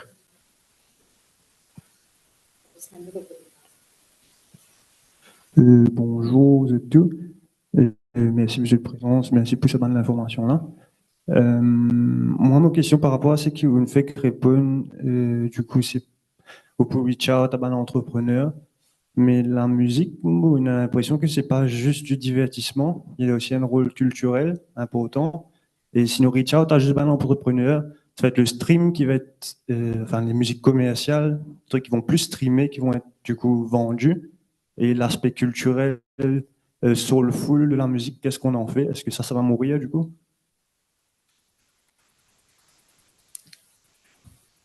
De conscience ou d'éducation des gens pour même si défier le système, tout ça, tout ça. Okay, just if you permit, I Yeah. will translate the question also in English. Maybe Mrs. Jha could be answer it partly. So what this gentleman was saying that we are talking about AI, we are talking about music and its generation, its commercialization. But one of the aspects of the music is that your cultural aspect, which puts life, which gives life to the music. So, which gives it soul, as Isaac is saying.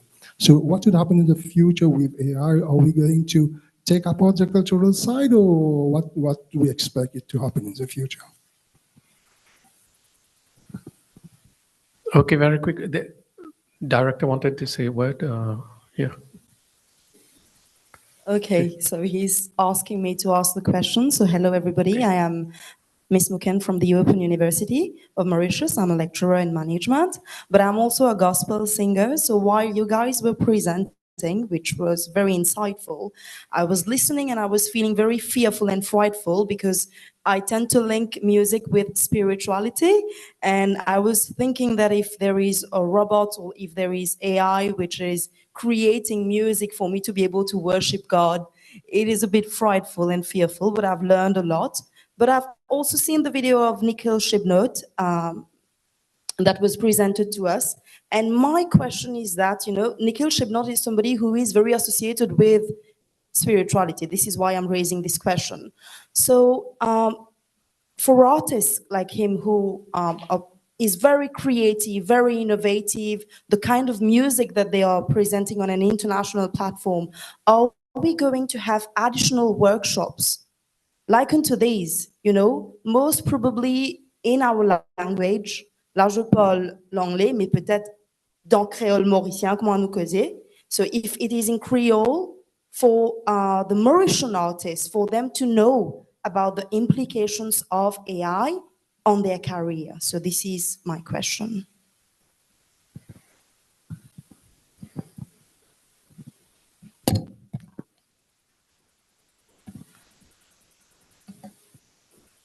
See, starting from the previous discussion which we started with, actually it is not only about, today we are talking about music, but unfortunately or fortunately, I'm not here to judge, but AI is everywhere, like not just music. So it is not only about culture we are talking, and I cannot say that it will be taking over the cultural side. I think the first step, solution-oriented if I think the first step is to be aware, definitely for artists, because generally we are not much aware about, we are very absorbed with our art, but we are not aware about how we inflict our rights or copyrights, or how to be aware about agreements and contracts and rules and laws. So that part has to be emphasized for sure, because we are in this age. And regarding the AI's implications on our art, it is there, but in parallel, we are also coming up with a lot of measures to understand whether there was any work which was created by AI. So definitely, very soon, we all will have these things also in place. So I do not think we need to be scared here. We just need to be more aware and more inclusive about the changes which is happening. Okay, the director wants to say a word, yeah.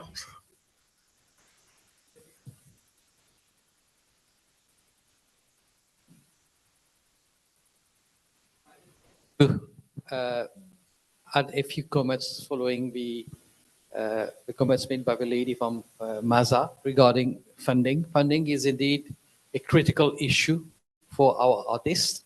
And I think the question was addressed to the Ministry of Arts and Culture.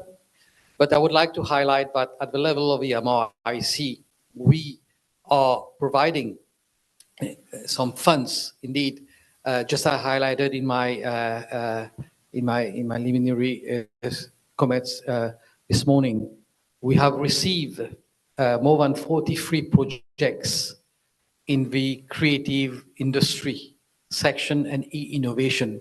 So we are at the level of the MRIC bringing our block towards providing support to artists. If these projects have research and innovation edges, we would be very happy to finance this project. And this is what we are doing right now.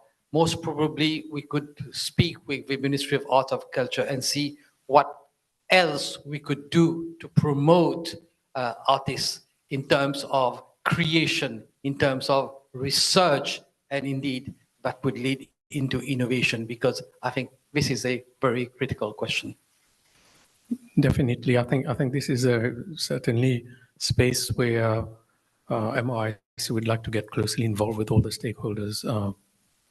Is there a point you want to make before we? Yeah, thank you, Doctor. Yeah, I totally agree. And there are also many schemes which tend to overlap. So cross-institutional, maybe we have to look into what the schemes are overlapping and who has more expertise in certain type of schemes, so that it is left, everybody has his own responsibility with respect to the scheme. Now, juste pour répondre à mon ami par rapport au côté culturel et patrimonial dans une chanson, je pense que ça va rester tout le temps. Vous pensez que ça va rester tout le temps? Parce que même technologie, vini technologie, elle est tout le temps technologie sans right? Nous finissons, par exemple, en santé, par exemple, nous pensons que c'est typique les petits frères, right? L'in évolue, c'est quand il évolue, il a ségué sur la vini, mais le c'est typique il resté. Donc, vous pensez en santé, dans la musique avec sa soul, qui te peut dire ça, souffle de la vie, sa souffle culturelle là, il peut rester. Il dit pas pour moi, moi, je suis convaincu que ça. Voilà, merci. Okay, I think we will encourage continued discussions during the lunch break. So any questions that we've not been able to take up here, please feel free to engage with the panel members.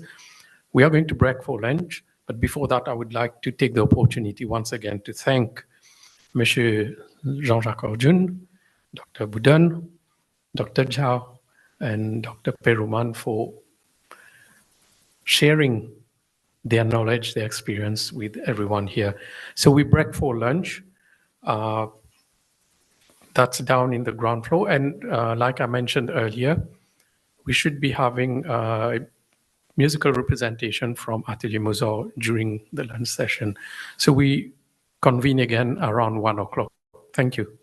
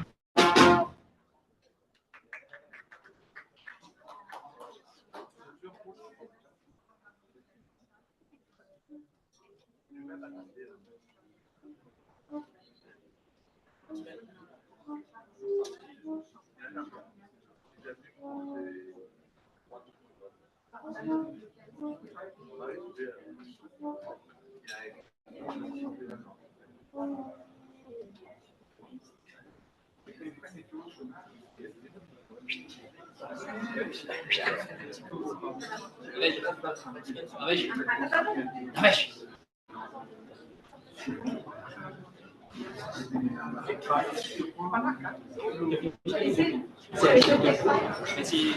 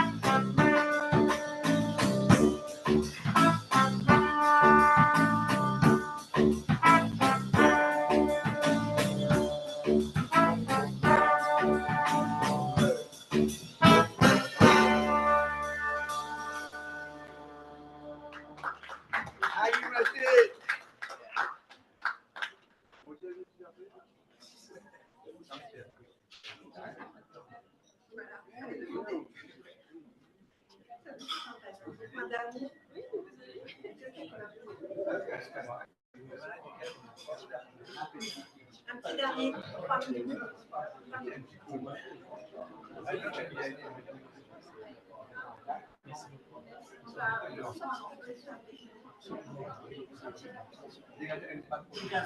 Vous avez un morceau de 3 minutes, le petit dernier. Après, allez-y.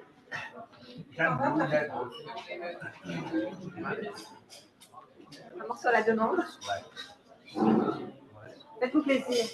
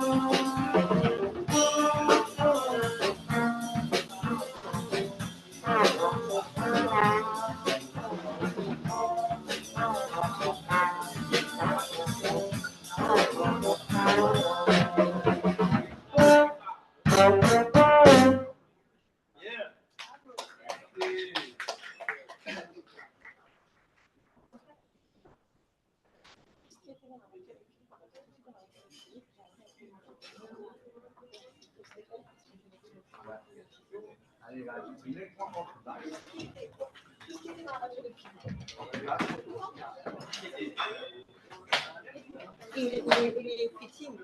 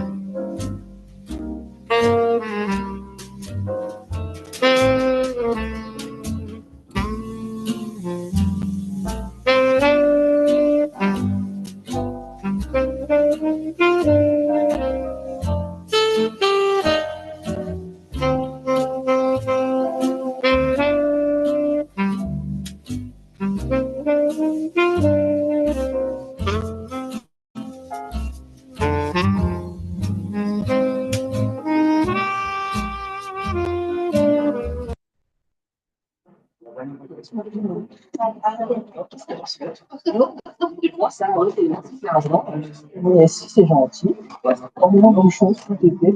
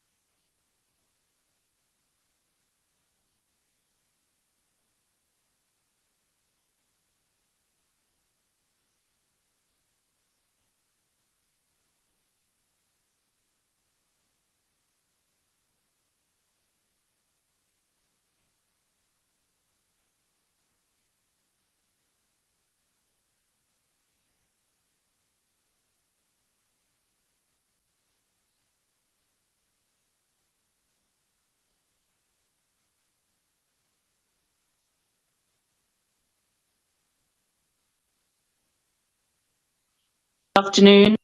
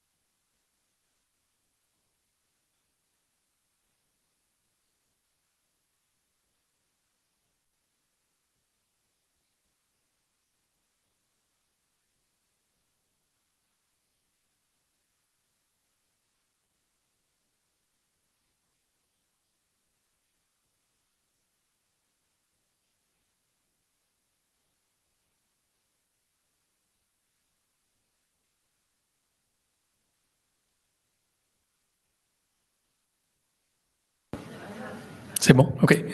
Thank you everyone for coming back to join us. So we are going to start the afternoon session. Slight change in the order of presentations. The first scheduled presenter is still not online. Dr. Chokweji is still not online. So what we'll do, we will move to the second speaker, Ms. Avril Joffe. So Ms. Joffe is the Associate Researcher, School of Governance, University of the Witwatersrand in Johannesburg, and UNESCO Chair in Entrepreneurship and Cultural Policy, South Africa. She's an Associate Researcher and holds the UNESCO Chair in Cultural Entrepreneurship. She's an economic sociologist working at the intersection of academia and practice in the field of cultural policy, culture in urban life, culture and sustainable development, fairness in international cultural cooperation, decent work and the rights and status of artists and cultural professionals. She's also a contributor to the teaching and learning pedagogy of postgraduate studies in cultural policy, management and economy. And she works with agencies, governments and organizations across Africa and the Global South, and is an active member of numerous international associations and councils, including Global Creative Economic Council. So without further delay, we will now play the recording that Ms. Joffe has sent it. And unfortunately, she would have been available online on Wednesday. Unfortunately, for today, she already had prior commitments, but she provided us with a recording, which we will share with you now. Thank you.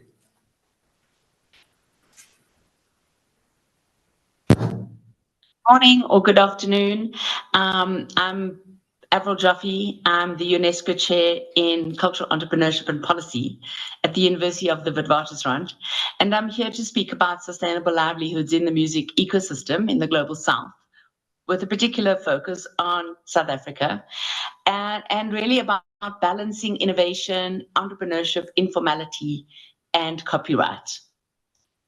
But first, I want to talk about the interplay between creativity, innovation, and design. In particular, the understanding that creativity is not the monopoly of cultural industries or creative industries. Creativity is everywhere. And we really want to think about creativity as raw ideas and potential solutions to everyday problems. And we find on the continent, creativity is an everyday reality for many Africans. It's not only about new ideas, but about adaptation and about survival. Design, on the other hand, refines and structures those ideas into meaningful and user-centered solutions, while innovation executes and scales these solutions for impactful change in products, in businesses, and in society as a whole. So together they form a continuum, or what we can call a spectrum, where creativity, the conceptual problem solving, sparks ideas, design structures them, and innovation, the practical problem solving part of it, brings them to life. And it's important to recognize, as a wonderful author Mavunga has said, that our definition of science, technology, and innovation cannot only be derived from the dominant cultures of what are now the global empires, where Africans are made to enter as unsure and trembling visitors to other societies' achievements, but rather that you think about science, technology, and innovation as the latest iteration of a process of accumulative multicultural knowledge to come to SCIs as a builder, past, present, and future. And this is a little slide we've developed as part of looking at a design policy for South Africa, which is currently underway, where I was thinking about where does music fit into all of this? And if you look at the way we've conceptualized it, is that arts and culture is at the heart of everything. It's a part of design. It informs design, it informs creativity. And when we talk about arts and culture, we're talking about the very beginnings of the value chain for music, the music composition, the idea of the lyrics, the idea of the heritage, where it comes from, and so on. Creativity is that ability to think about musical styles, remixes, adaptations, indigenous expressions, and all of that is foundational to the creative industries, where we find then the recorded music, the live music, the music platforms, the intellectual property issues, the rights management, copyright, and so on. Whereas the innovation that we are seeing currently with new digital technologies and AI tools, how it's changing, how the digital world is changing, how we record music, how we live stream music, how we present it to our audiences, and that complete complex mix brings together the entire music system. In the latest iteration of the UNESCO Framework for Cultural Statistics, music sits as its own sector in the cultural and creative ecosystem. You can see it on the bottom there. Talks about recorded music, live music, musical instruments, festivals and markets, alongside sectors such as performing arts, visual arts, publishing, audiovisual, multimedia, and design, as well as cultural knowledge, where we all find language, folk, sport, and festivals. And that's all underpinned by cultural and natural heritage. And under a transversal part of the cultural and creative ecosystem is cultural education, very important, both formal and informal, cultural management and the cultural intermediaries, both public-private, academic, and public-private partnerships, cultural tourism, and advertising. And it's important to just mention before I move into the music part is that the nature of culture and creative work is considered atypical. It's very much based on projects or gigs in the music sector. It's contract-based. It's a lot of freelancers in the sector. Very few have full-time employment. So that the employee's definition that most people rely on for social protection, for example, is just simply not present. And the bulk of this culture and creative activity and production and exhibition, even live performance, is taking place on the continent in an informal economy, which is therefore unregulated. Often it's very difficult to measure, very difficult also to think about where does copyright fit in when there's so much informality. And there's a lack of registration of artists, of freelancers, of cultural professionals who make up the full value chain of the music sector. We also know from research we've been doing in the Global Creative Economy Council that the creative sector is a very vibrant social sector run mostly by young people who are resilient, creative, adaptable in every way. And a key characteristic of this cultural work in the Global South, and here Africa is leading the way, unfortunately, is a prevalence of informality. It's not a marginal or transitory phenomenon as many academics used to talk about, that as you industrialized, so the informal economy would become part of the regular economy. And in many countries of the Global South, it's simply growing. Almost 70% of employment in sub-Saharan Africa is considered informal, although the nature and size clearly differs in country to country. This dominance means that in South Africa, for example, youth unemployment has climbed from 36.8% in 2014 to over 45% in 2024. And a lot of the employment, 85.8% of the employment, and 95%, that's a huge statistic of youth employment, is considered informal, which means we have to really be thinking about how do we support music creators, musicians, entrepreneurs in the music sector, cultural professionals across the value chain. We also know that in the cultural and creative sector, it's mostly micro enterprises, micro and small enterprises that are dominant, with very precarious labor conditions, unsupported by social protection. In South Africa, the South African Cultural Observatory has found that 43% of cultural jobs are informal, and that more people work on a freelance or contract basis compared to non-cultural jobs, 32.5% compared to 8.3% respectively. In the formal live music sector in South Africa, for example, and the informal sector, we found a real difference. In the formal sector, it's often dominated by large concert promoters, small and medium-sized festival promoters, registered agents and managers that support the big names, the well-established artists.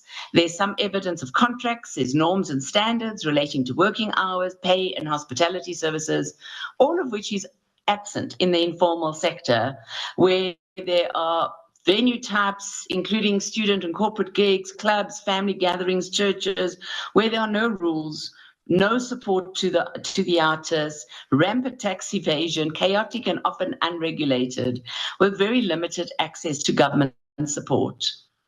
We also know that the live music sector includes a myriad of occupations and role players, and I hope you can see this particular slide, which draws from the South African Cultural Observatory, looking at music creators, facilitators, royalty collection management across the sector, including performance rights, mechanical rights, needle time rights, and recording rights, the retailers or the broadcasters, social media, the platforms, streaming platforms, and the users.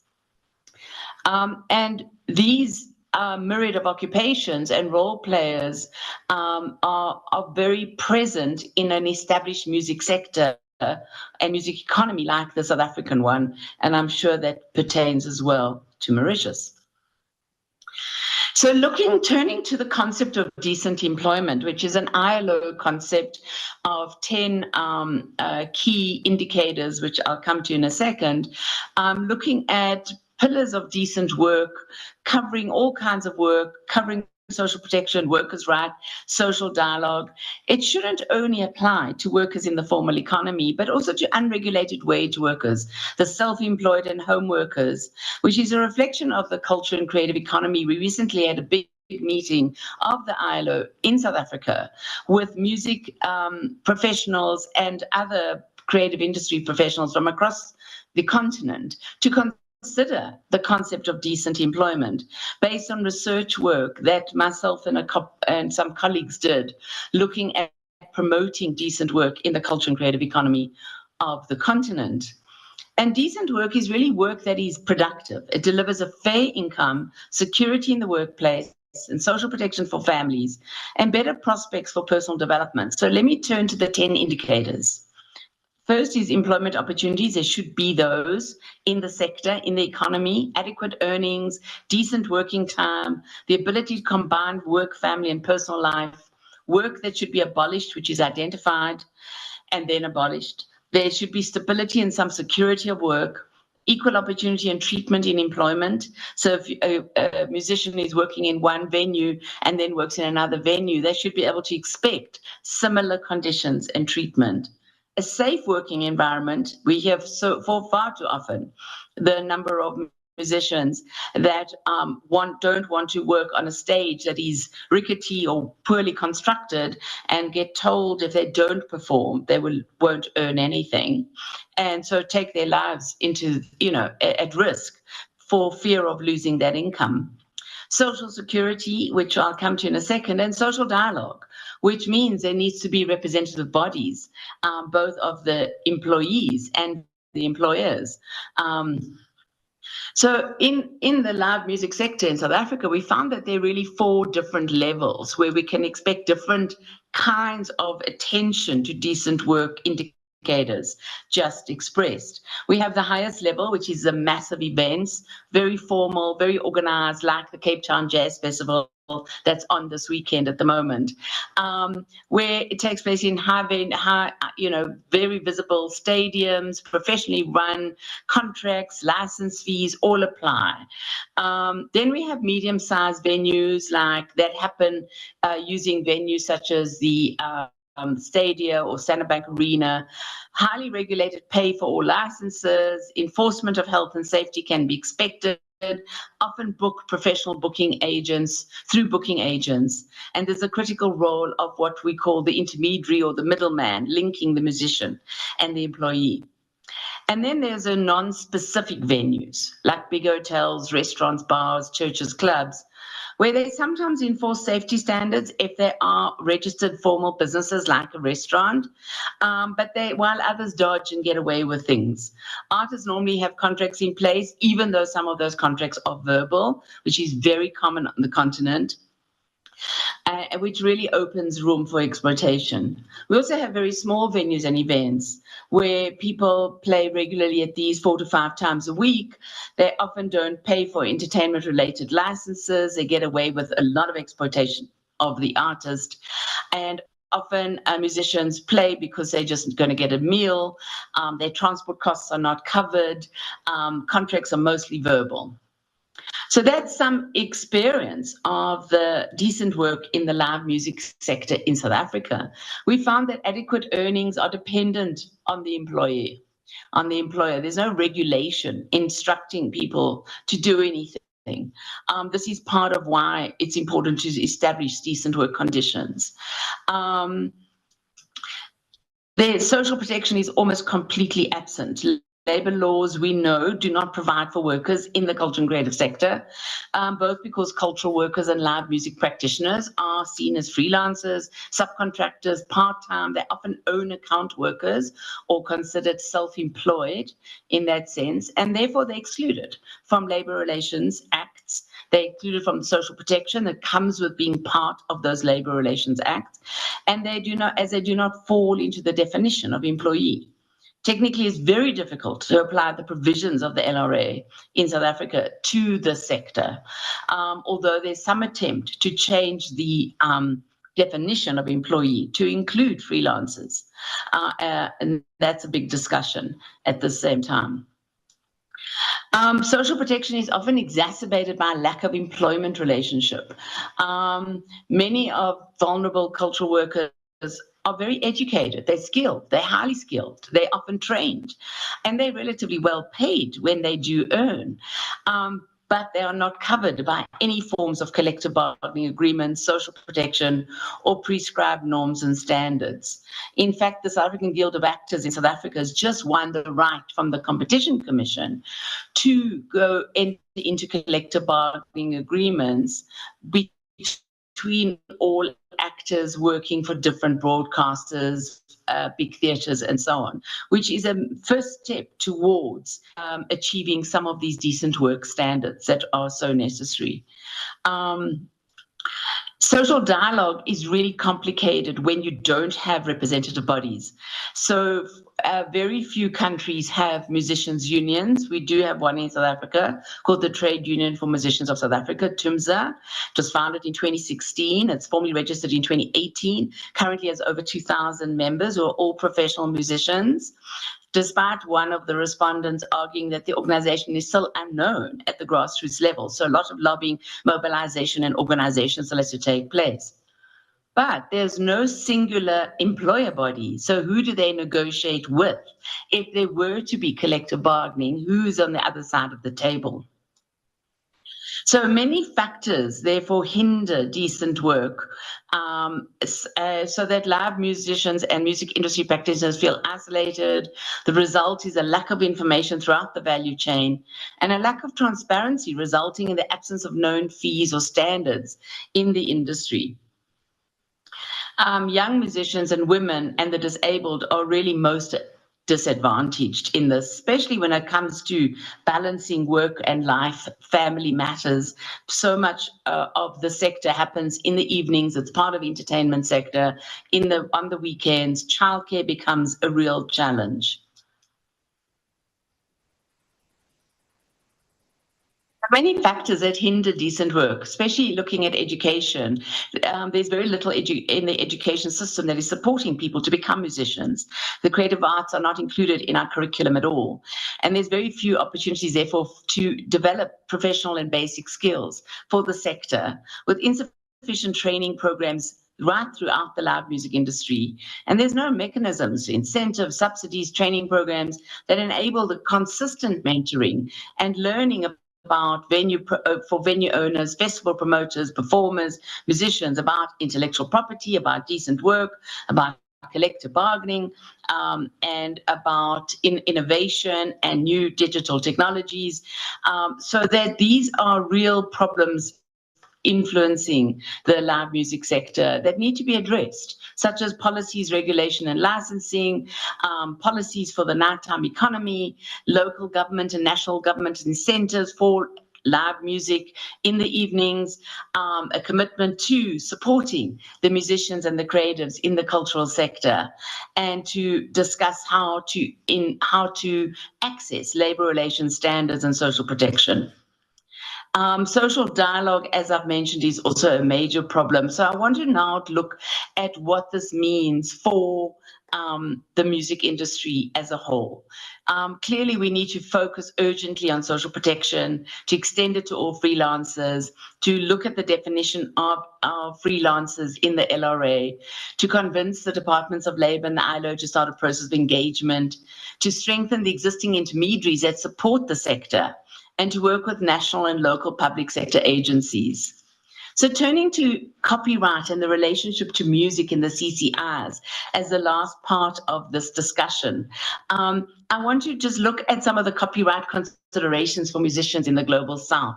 We have a fragmented legal system right throughout, disparate copyright laws that complicate cross-border protection. For example, South African music is widely consumed in neighboring countries like Botswana, Lesotho, Zimbabwe, but copyright enforcement across these borders is inconsistent.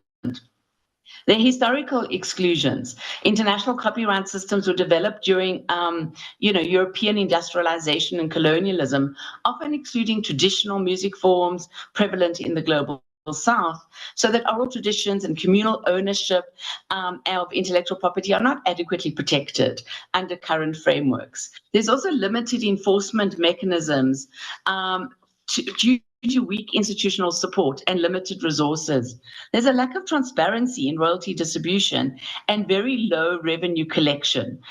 There are some collecting societies, and we really applaud the work that they do, but there are low revenue collections. We only collect about 0.8% of our contribution is to the global music industry from the collection societies. There's weak infrastructure, operational inefficiencies, a lot of musicians arguing that they want more transparency in royalty distribution. It's a recurring issue from South Africa to Nigeria and many other territories. And there are limited resources for musicians to support their work, such as recording studios and the like.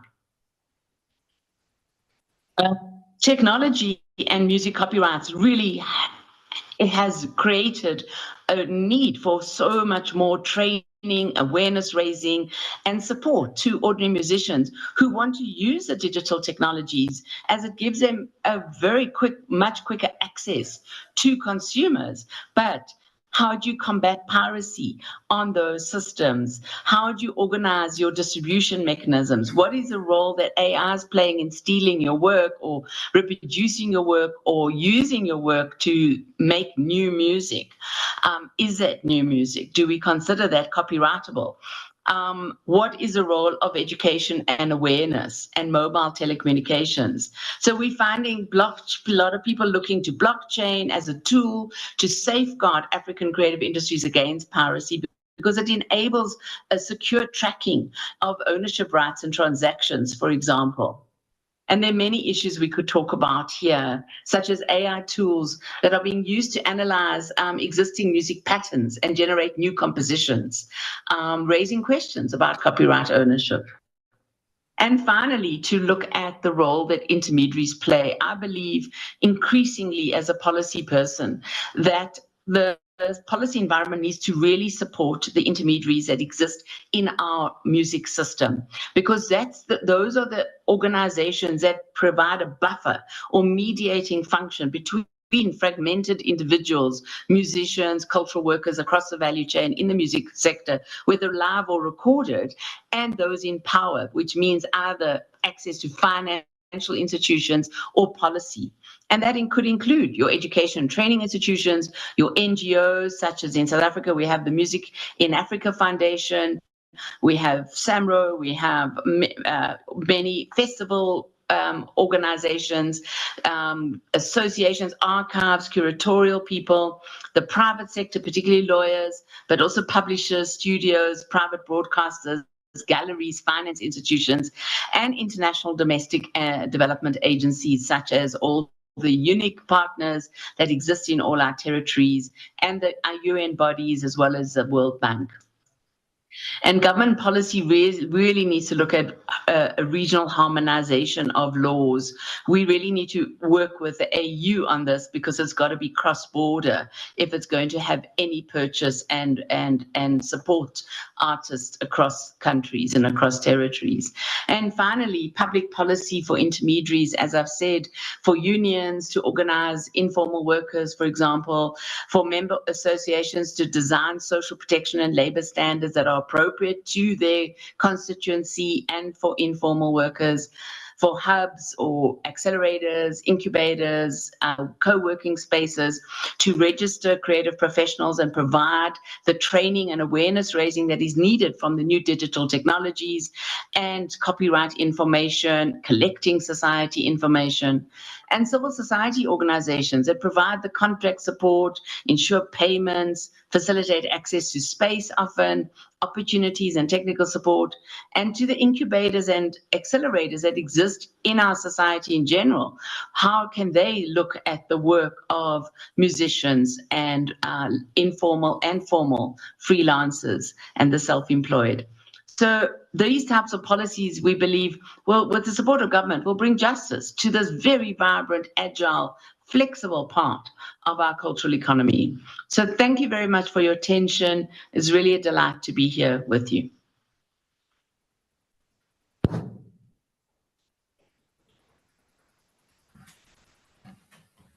So we thank Ms. Joff for her presentation.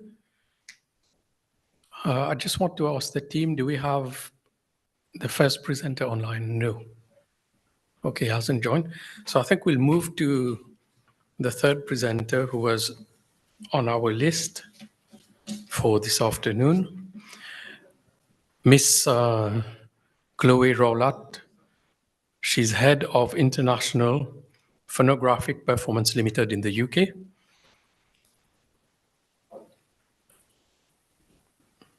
With over 110 agreements in place around the globe, covering 95% of the neighboring rights market by value, Ms. Rowlatt is responsible for managing partnerships with collective management organizations around the world and ensuring that Phonographic Performance Limited's members, that is performers and record companies, get paid when their music is played in markets outside the UK. No two markets are the same when it comes to neighboring rights, and Ms. Rowlatt's work requires in-depth analysis of the types of rights available, the market structure, and operational systems and processes in place to collect money for the Phonographic Performance Limited. So I would now like to request Ms. Rowlatt, who's online, to start her presentation. Hi everyone, thank you. Do you need me to share my everyone? Thank you. Do you need me to share my slides? Yes, please, you can share from your end. Bear with me 1 second.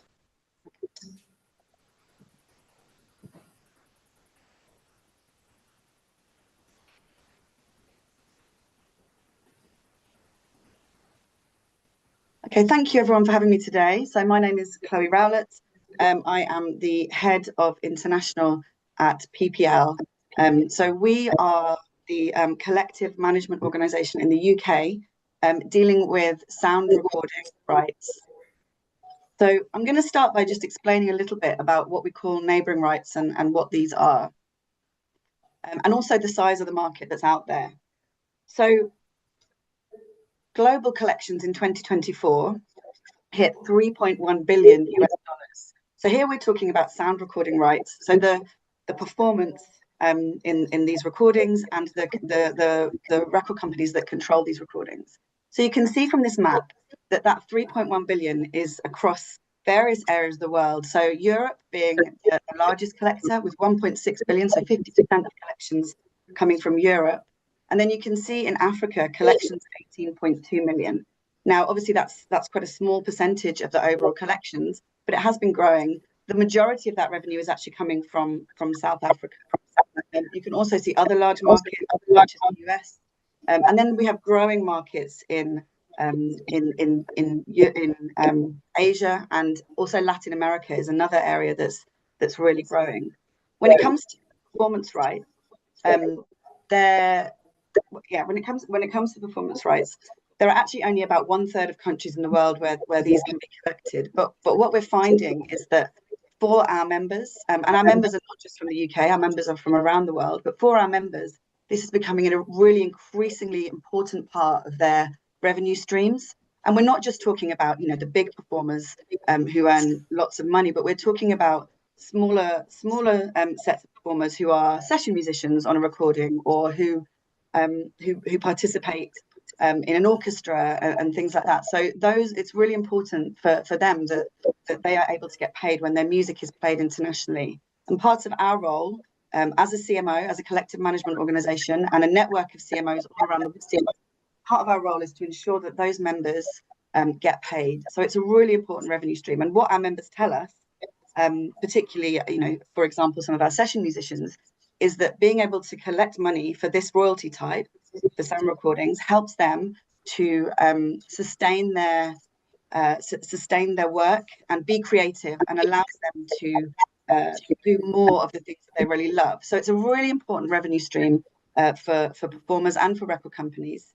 And one of the key things that should be thought about is how you maintain your data around this and ensure that you're aware of where your rights sit and what you've performed on and recorded. So a really key part of the work that you do.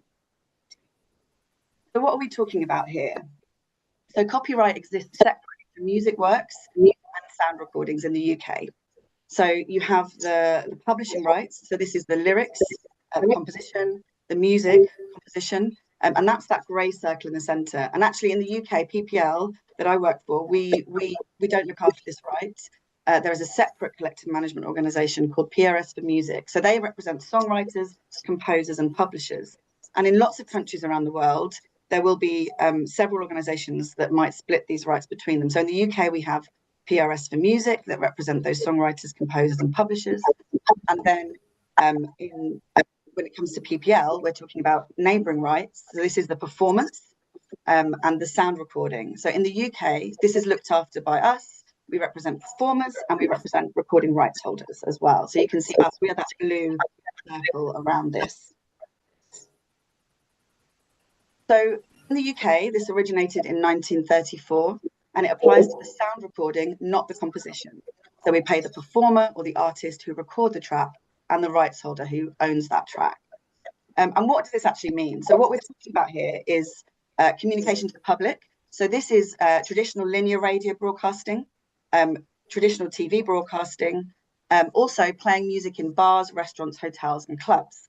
So in lots of countries around the world, these two, the broadcast and public performance in bars and restaurants and hotels can be collected for. So when your music is used on radio, on TV, when it's used in a public space, there are, in 1/3 of the countries around the world, there are CMOs like so really important work that we're doing here.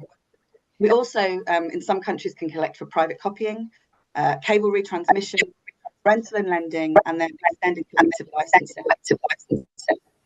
The rights that exist will vary from country to country. So in the US, for example, they don't actually pay money for recorded music broadcast on radio and TV, like traditional broadcast, and they don't collect public, but they do collect for online digital rights. In a country like Japan, they'll collect for private copying and they'll collect for radio and TV, but they don't collect money in music and bars. So it varies, and part of my role and the role of other CMOs is to understand where rights exist, and therefore when a track is used, one of our members be able to collect that. So I've mentioned collective management organisations, and that's what PPL are. We exist to manage those rights, and our job is to ensure that those that are creating music, that control it, and that perform on those recordings are fairly paid when their music's played. So just as an example, how CMOs work, We license the music, so that's when it's broadcast on radio and TV or in shops and restaurants. And then we hold data about our members and any new members that are joining every week. Now, this is really important for us as well, because we don't know who our members are, or we don't know who has played on a recording, then we can't pay them. So really important that we maintain that information. We also maintain repertoire information. So this is the recordings that a performer or a record company control and that a performer has performed on. And we allow the record companies to submit those to us, and then a performer can add their contribution onto those lineups. So we have the information about our member, we have the information about what they've performed on, and then what we do is we match the airplay that we get to that data to allow us to calculate a distribution and then pay our members. And we pay about 140,000 performers every year. So, you know, there's lots of revenue going, and that's not just to performers in the UK, that's to performers all around the world. So it's a really, really important revenue stream. Just to reconfirm who actually gets paid. So it's anyone who owns the rights to a commercially released sound recording. They can join us as a recording rights holder. And that can be anything from a major record label through to a self-releasing artist. And we have lots of self-releasing artists and individuals as well. We also look for anyone who has performed on a recording. So that's literally anyone from the main artist right through to, you know, the person in the session playing guitar or viola, whatever that is. And then if a performer also owns the rights to the recording, then they can register as both a performer and a recording rights holder. So they will be both on the same system. And every CMO will have a process like this. Just a little bit more about PPL and where we started, and also what we're collecting currently. Like I've said, we exist to ensure that our members' talent and investment is fairly rewarded. We license recorded commercial music in the UK, and then we distribute that to our members. Additionally, we have over 110 international agreements around the world. So actually, when our members' music is played in another country, if they've given us the mandate to collect that, we will go out, find that revenue for them and bring them back. And actually, my role in the national team is to collect internationally on behalf of our members. And we have members based all around the world. Actually, for us, it all started in 1934. So last year we turned 90. And it started in Bristol in the UK in a coffee shop where they were playing records to entertain their customers. EMI, who's a phonogram producer I'm sure some of you have heard of, argued that it was against the law to play phonograms in public without first obtaining permission of the copyright owners. And actually the judge agreed, establishing that it's an important legal principle. And therefore EMI and Decca formed PPL to carry out the licensing and opened our first office in London in 1934. But actually, looking at the UK as a market, our revenue has increased over time. So in 2024, we collected £301 million. So it's our highest ever year of collections. And that money is made up of broadcast in the UK, public performance in the UK, and then also international collections where we're collecting revenue for our members internationally.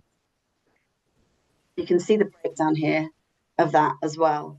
So we collected 81 million of international revenue, and that came from parts of Europe, but also other parts of the world as well. I want to talk lastly about the international market. And I think, you know, this is really important, particularly in the context of all of you and also the African market, which, as you saw from the initial slide, is actually growing. There's lots of potential. I think in the last presentation you heard about some of the challenges there are. But actually, internationally, it now exceeds 3 billion, the market, and this revenue stream accounted for 9.5% of the global recorded music market in 2023. Only about 1/3 of countries around the world have those rights for performers, but it's a really important part of the ecosystem.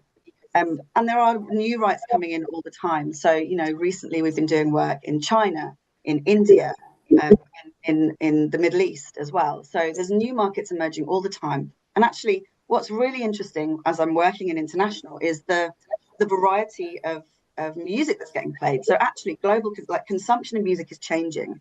And you know, what used to be a very sort of Anglo-American driven market is really changing. So we see more and more variety. We see more and more music from different markets emerging in the UK and in other parts. So last year I did a bit of a study looking at African music. And I was looking at African music in 14 countries, primarily in Europe, and how over time use has changed. And actually what we've seen, I think in 2020, about 40% of the African music that was coming into the charts, into the top 1,000 in Europe, was for the African artist as the main artist, and then 60% of the use was where an African artist was featuring on the recording of an artist from Europe. And actually, collaborations is a really, really important thing, and I think that's something that still is very prevalent across the world in what we see. And then as you move forward into 2023, what we saw is that actually the African artist as the main artist was increasing. So I think 77% of the recordings that were making it into our top 1,000 with African performers on it was actually where the African artist was the main artist. So you can really see the growth in consumption of this music in Europe. And we do see a lot of local language being used as well. And so one of the things that has also become important for artists is if they speak a local language, performing in that language in a collaboration has been really important. So we see in France lots of examples of that, where French-speaking African musicians are coming into the French charts.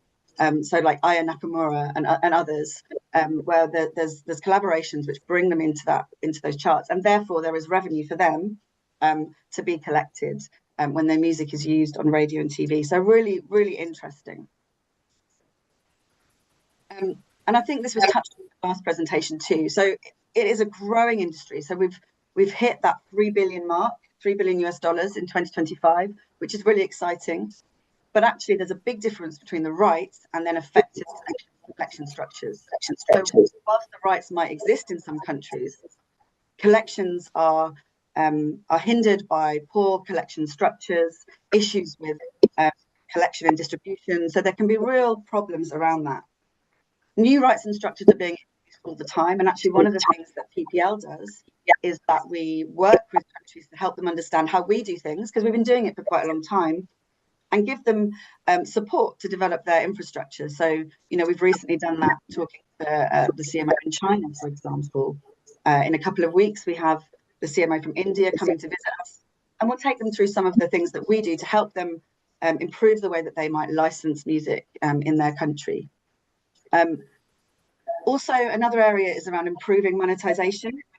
So there are global opportunities when it comes to public performance. As you can imagine, collecting money for public performance can be challenging because you have to get into the venues, make sure that they see the value and that they will pay their license. And I think what we're finding is that this collaborative approach across markets will help them to grow.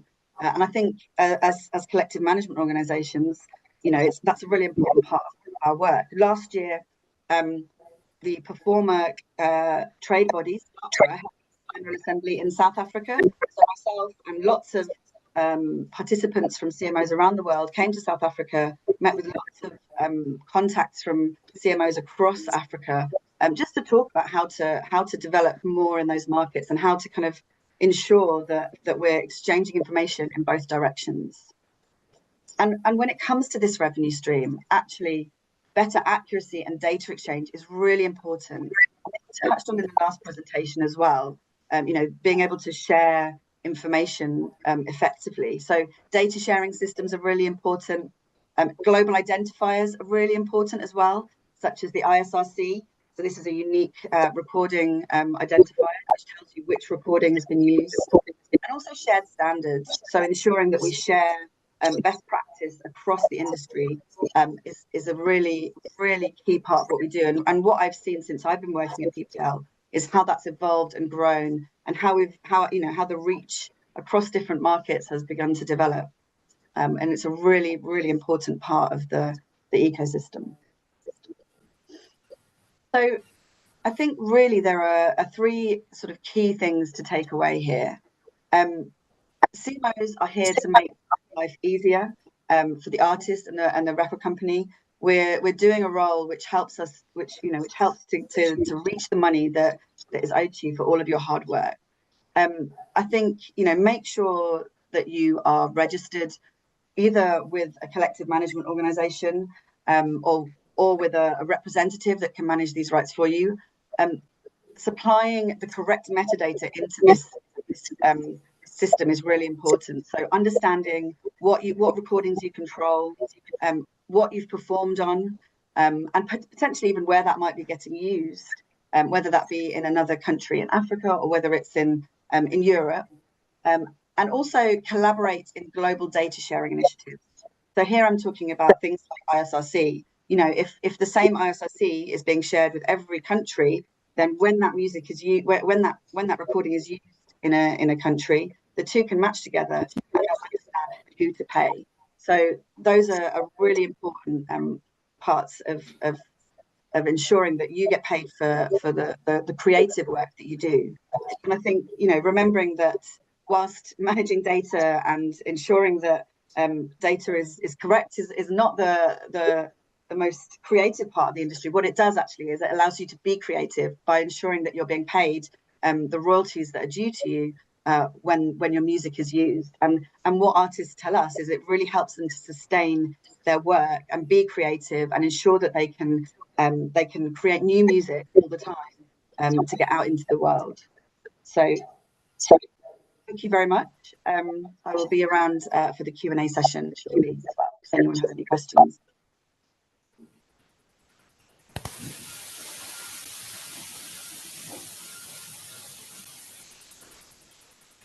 Test.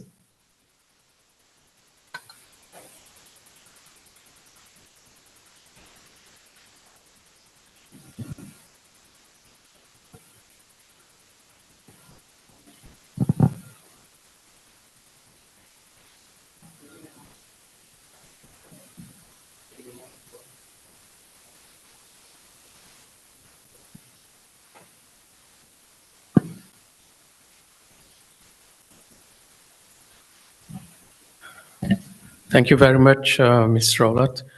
I hope you're staying on board for the next session. In fact, I've just been informed by my colleagues. The first presenter on this session, Dr. Chukwuji, has been able to join us. So let me just introduce Dr. Chukwuji. He's the Chief Executive of Purple Blue Entertainment Solutions and National Coordinator of the Record Label Proprietors Initiative in Nigeria. Dr. Chukwuji is Nigeria's foremost IP and leadership expert. His expertise in IP, music tech, licensing, and deep understanding of creative entrepreneurship is unparalleled. With a rich history of over 23 years in the IP sector in Nigeria and across Africa, his extensive experience not only adds credibility to his expertise, but also instills confidence in his clients and collaborators. Dr. Chukwuji's influence in the IP field extends to his role as an IP facilitator at the programs organized by WIPO, the United Nations Specialized Agency for IP, and the Norwegian Copyright Development Association. His contributions to these programs further demonstrate his expertise and influence in the field. So I welcome Dr. Chukwuji, and I give the floor to him to join us online. Thank you. Thank you, Dr. and thank you to everyone in the room and to my co-panelists. It's a pleasure being here. First of all, apologies. I think I got the time wrongly. My time was telling me my session is 11 o'clock West African time. I didn't know it came up earlier. So my sincere apologies for that. Can I share my screen?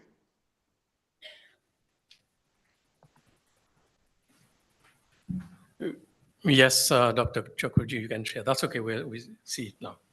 Okay, you can see it now. Okay, fantastic. Okay.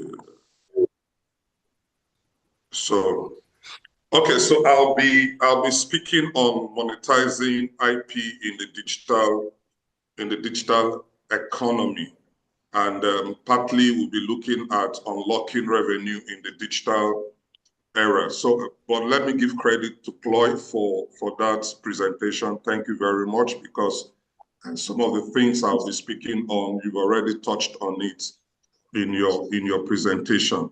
So the objective of this presentation will be to look at the transition from analog to digital exploitation, look at the two types of music copyright and their inherent rights, then look at why music IP is more valuable today. Then we'll look at music IP as a tradable asset class, and look at monetization platforms in the digital economy, the power of metadata and identifier. Chloe alluded to that in her presentation. Then the role of CMOs. Maybe I'll skip this because she has spoken about with respect to neighboring rights. Then we will look at how music can be properly licensed. How music can be properly licensed, then additional vital points. Then the music industry has undergone, like we all know, has undergone a profound transformation from analog to digital. In the analog era, music, like we all know, was distributed in physical formats such as vinyl, cassette tapes, and CDs, even though vinyl and some of the traditional way of experiencing music, some are coming back based on the IFPI reports. Monetization then was primarily dependent on physical sales and live performances. Tracking of music, monitoring of music was often manual and not really precise. They were not as accurate as they are today. With the digital revolution, music is created, distributed, consumed, and monetized in a highly automated and global environment. And that's what we should look at. Digital formats like MP3 waves are now ways where music can now be transported from one medium to another. Platforms like Spotify, Apple Music, YouTube are platforms now that are helping in the distribution and monetization of music. This shift has introduced what we call the real-time data analytics, global reach, and a wide variety of monetization channels that were previously unavailable. So take, for example, an artist sits in the comfort of his home in Mauritius, can actually be seen in a place like Nigeria, can be seen all across the globe, just by the fact that you own a mobile phone and the mobile phone is connected to internet.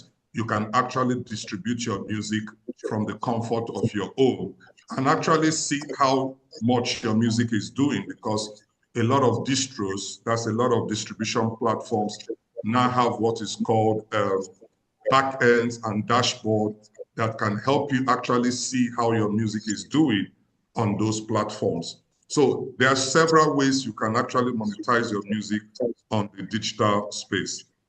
Now, with respect to copyright in music, there are two copyrights in music, and that's the musical work copyright and the sound recording copyright, which in some jurisdictions could be referred to as neighboring right or related rights.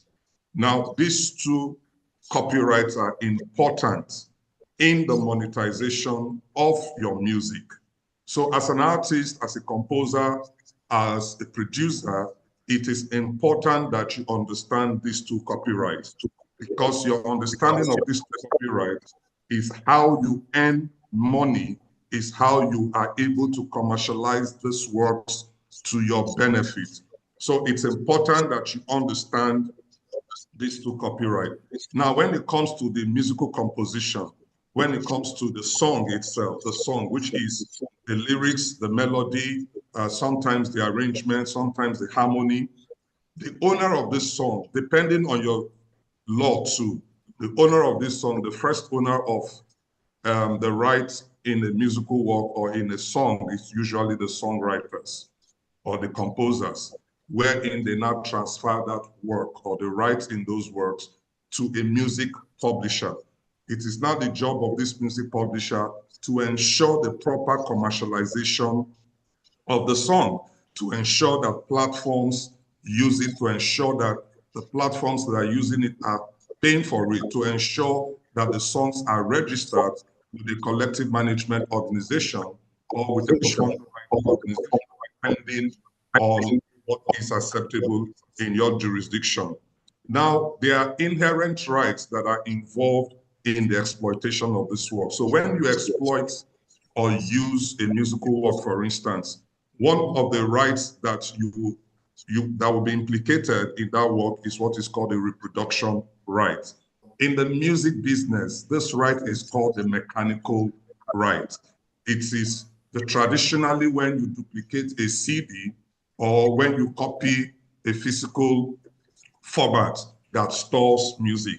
But in the digital space, digital copies are also, in digital copy, mechanical rights are also implicated. So when your music is downloaded on streaming services or distribution platforms, there is a mechanical right that is paid to the composer or to the music publisher. Then there is a public performance right. I've talked about the mechanical rights. There's a synchronization license. So if your music is used together with a movie or with a picture, a synchronization is required for the music work.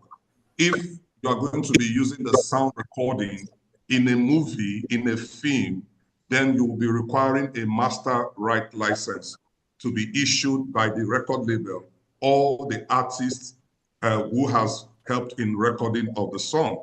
So synchronization also could be, it's actually a subset of a reproduction right. It's part of a reproduction right, just the same way a mechanical right is part of a reproduction right. So you have communication to the public. So your music is being streamed on the streaming services. These rights are implicated when they are streamed. Even when your music is used in restaurants, in bars, in hotel lounges, in airlines and all of that, communication to the public is implicated. So these are rights that as a composer, as a songwriter, as a music publisher, that you should be aware of.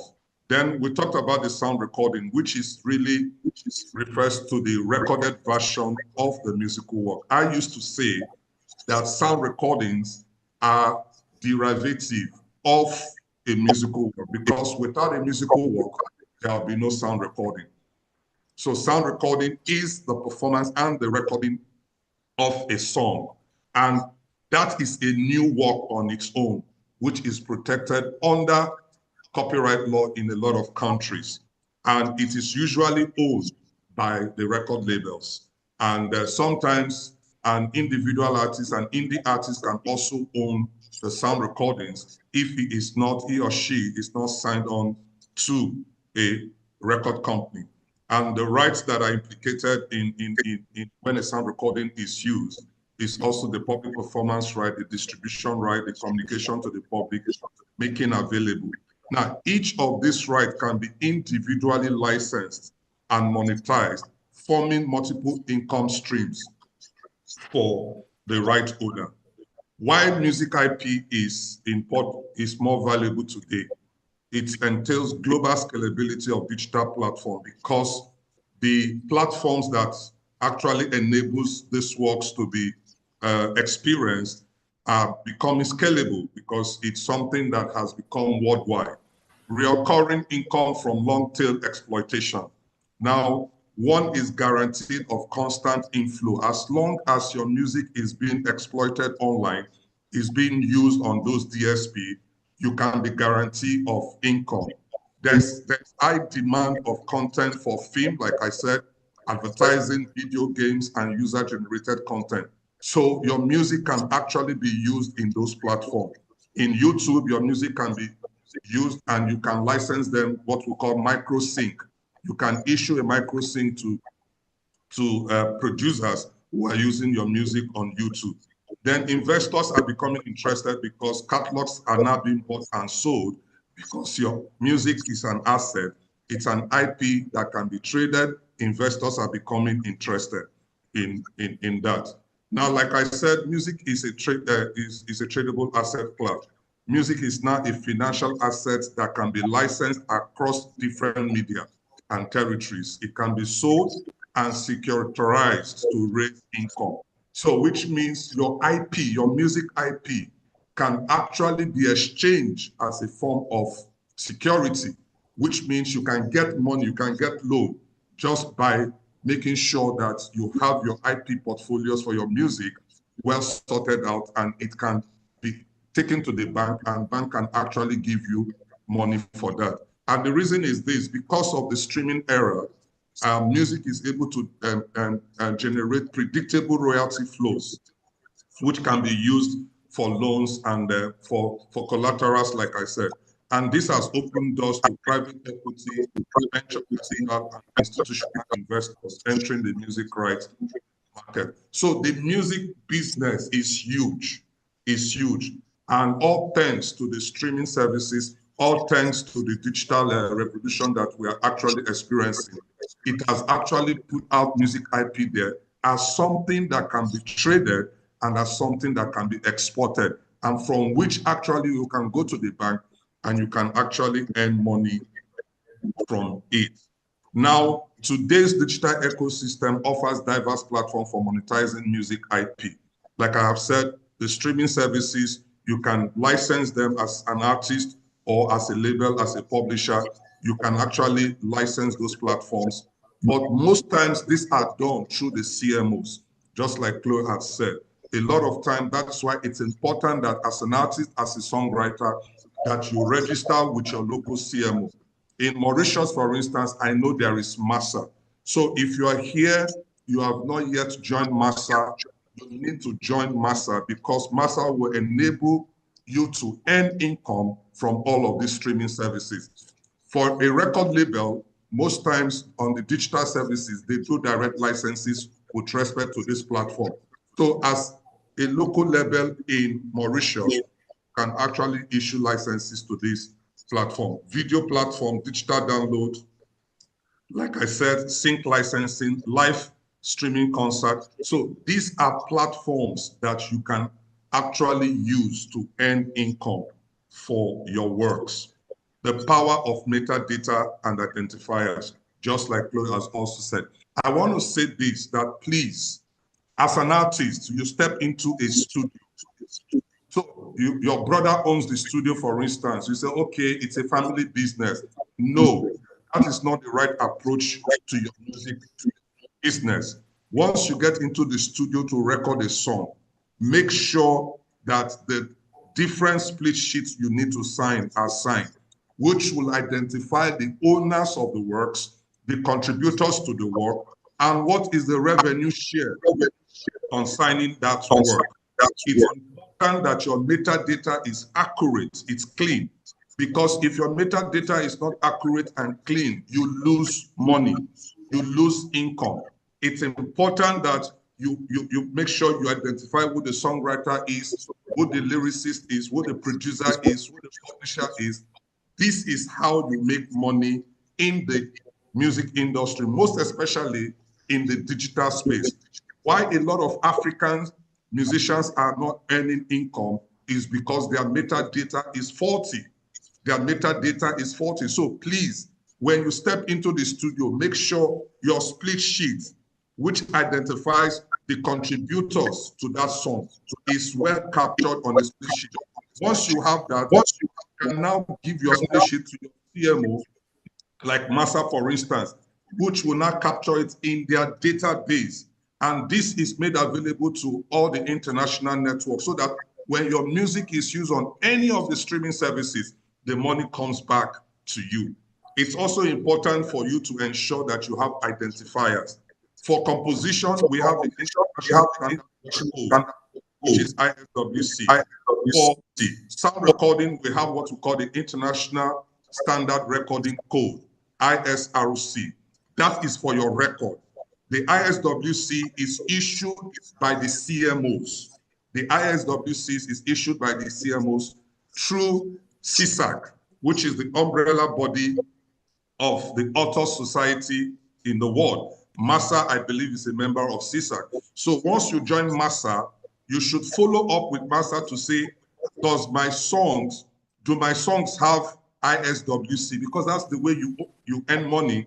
Then ISRC is issued by IFPI through the national groups and all of that for your recording. That data, like I said, is important. The title of the song, the writers, the performers, the producers, ownership slip and label information must be contained in the metadata, because this is the way you earn money. Then Chloe has actually talked about the role of collective management.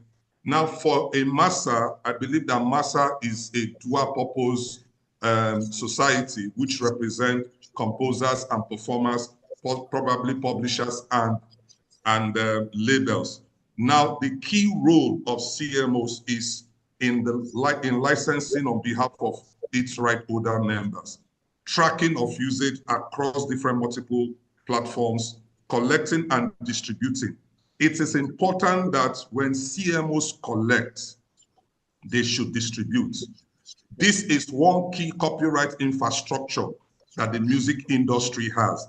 If you take away the CMO system from any country, the music industry in that country becomes shaky, because one of the ways that right owners earn income is through the system of the CMOs. And CMOs must always be transparent, especially within the digital space. Now, how music can be properly licensed. Licensing is the legal mechanism to monetize music, and key licensing models include, there could be a direct licensing, which means you can actually deal with the users, with the platforms directly, especially for those that do not entail a lot of works. And one of those direct licensing is sync licensing. And even in the digital space, some labels could license those platforms directly. But where you have multiple users, multiple songs that are required, it becomes almost impossible or impracticable for the right owners to license those platforms. You need a CMO to actually step in as a bridge between the owners of the work and the users of the work, and they issue what is called a blanket licensing. And CMOs also, through reciprocal agreement, can also collect royalties for you across border, beyond your own territory. They sign what is called reciprocal representation agreement with other CMOs across the world or other music licensing companies, so that you do not leave any money on the table. Please ensure that when you are licensing your works, that there is clear ownership and revenue split, so that the owners that own a portion of the work know who owns what. Then the legal usage and protection from infringement claim. Monitor how your work is used. Please monitor how your work is used. Finally, just some additional point. It's important as creators, as artists, education and capacity building is important. Contractual clarity is important. Please do not sign any contract without the presence of a lawyer. Do not sign any contract. A lot of artists have signed away their rights. A lot of them have bound themselves into agreements that they are not able to pull themselves out. So please make sure that when you want to sign that contract, get a lawyer. Get an IP lawyer, get an entertainment lawyer. You need also, right owners need access to real-time data and transparent accounting to trust digital platforms. So for digital platforms that are distributing your music, as creators, as right owners, ask them for the right information. If your dashboard is not giving you the right information, you have the right to ask them for clarity, to give you transparent accounting for the use of your work. And it's not just on digital platform. but on every platform that your work is. In conclusion, the journey of monetizing music in the digital economy is complex, yet filled with opportunities. Stakeholders must stay informed about rights management, involving platforms, and the importance of accurate metadata. I cannot say, I'm not tired of speaking about metadata because that's the way you earn income.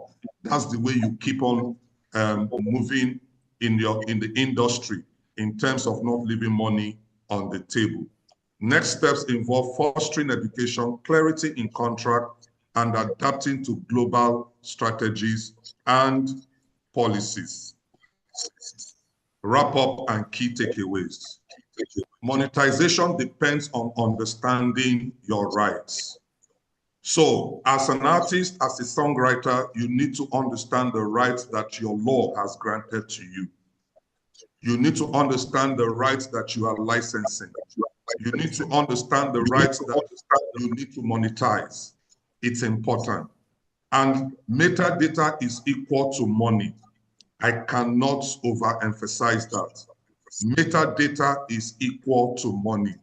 So when you get into the studio to record, make sure that the information concerning that song, that recording is clean, is accurate, because that's the way you earn money.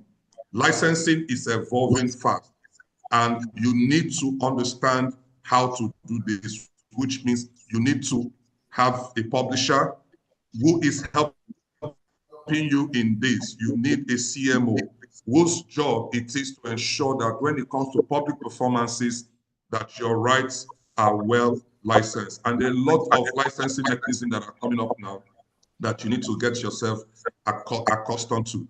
Then finally, education is your best asset. You need to keep on learning, relearning, unlearning, and keep learning and keep learning. Never be tired of learning, because this is your business. Please do not treat this business as hobby. This is business. You are a brand. You must see yourself as a brand. Your constant learning, your knowing, trying to understand the dynamics of your business is what will give you that cutting edge you need to survive and to succeed in the industry. Thank you very much for the time to make this presentation. I yield the mic back to Dr. Gupo. I'm available for questions. Thank you. Thank you very much, Dr. Chakwuji. So the last speaker who was meant to present, Anthony Sanders, unfortunately, he won't be able to join us. He's got some other commitment because of the shift of the day of the program. So we now open up for a session of questions. If there's any question that members present here want to ask, please feel free.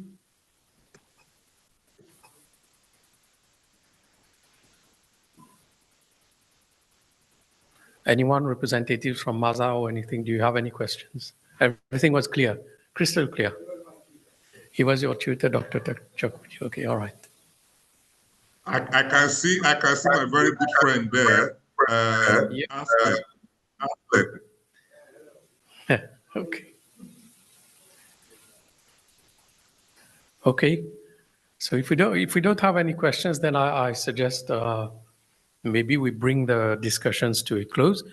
But before closing, I would like to ask Miss Chloe Rowlatt and Dr. Chakwuji, are there any final points that you want to make?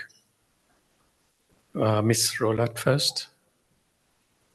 No, I think that the two presentations that we just did were tied together really well, and that point around your metadata and understanding, when you've performed and the detail of that performance is really key to making sure that you drive revenue and that you're able to sustain your creativity, because ultimately that's what you want, is that the ability to sustain your creativity. And boring as it might sound, metadata is right at the center of that. So you know, everything that I think we've both said is really important around that point.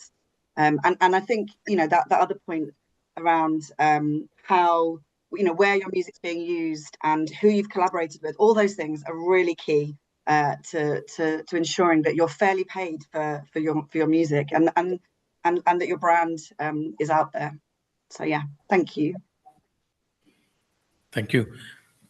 Dr. Chukwuji, any final words?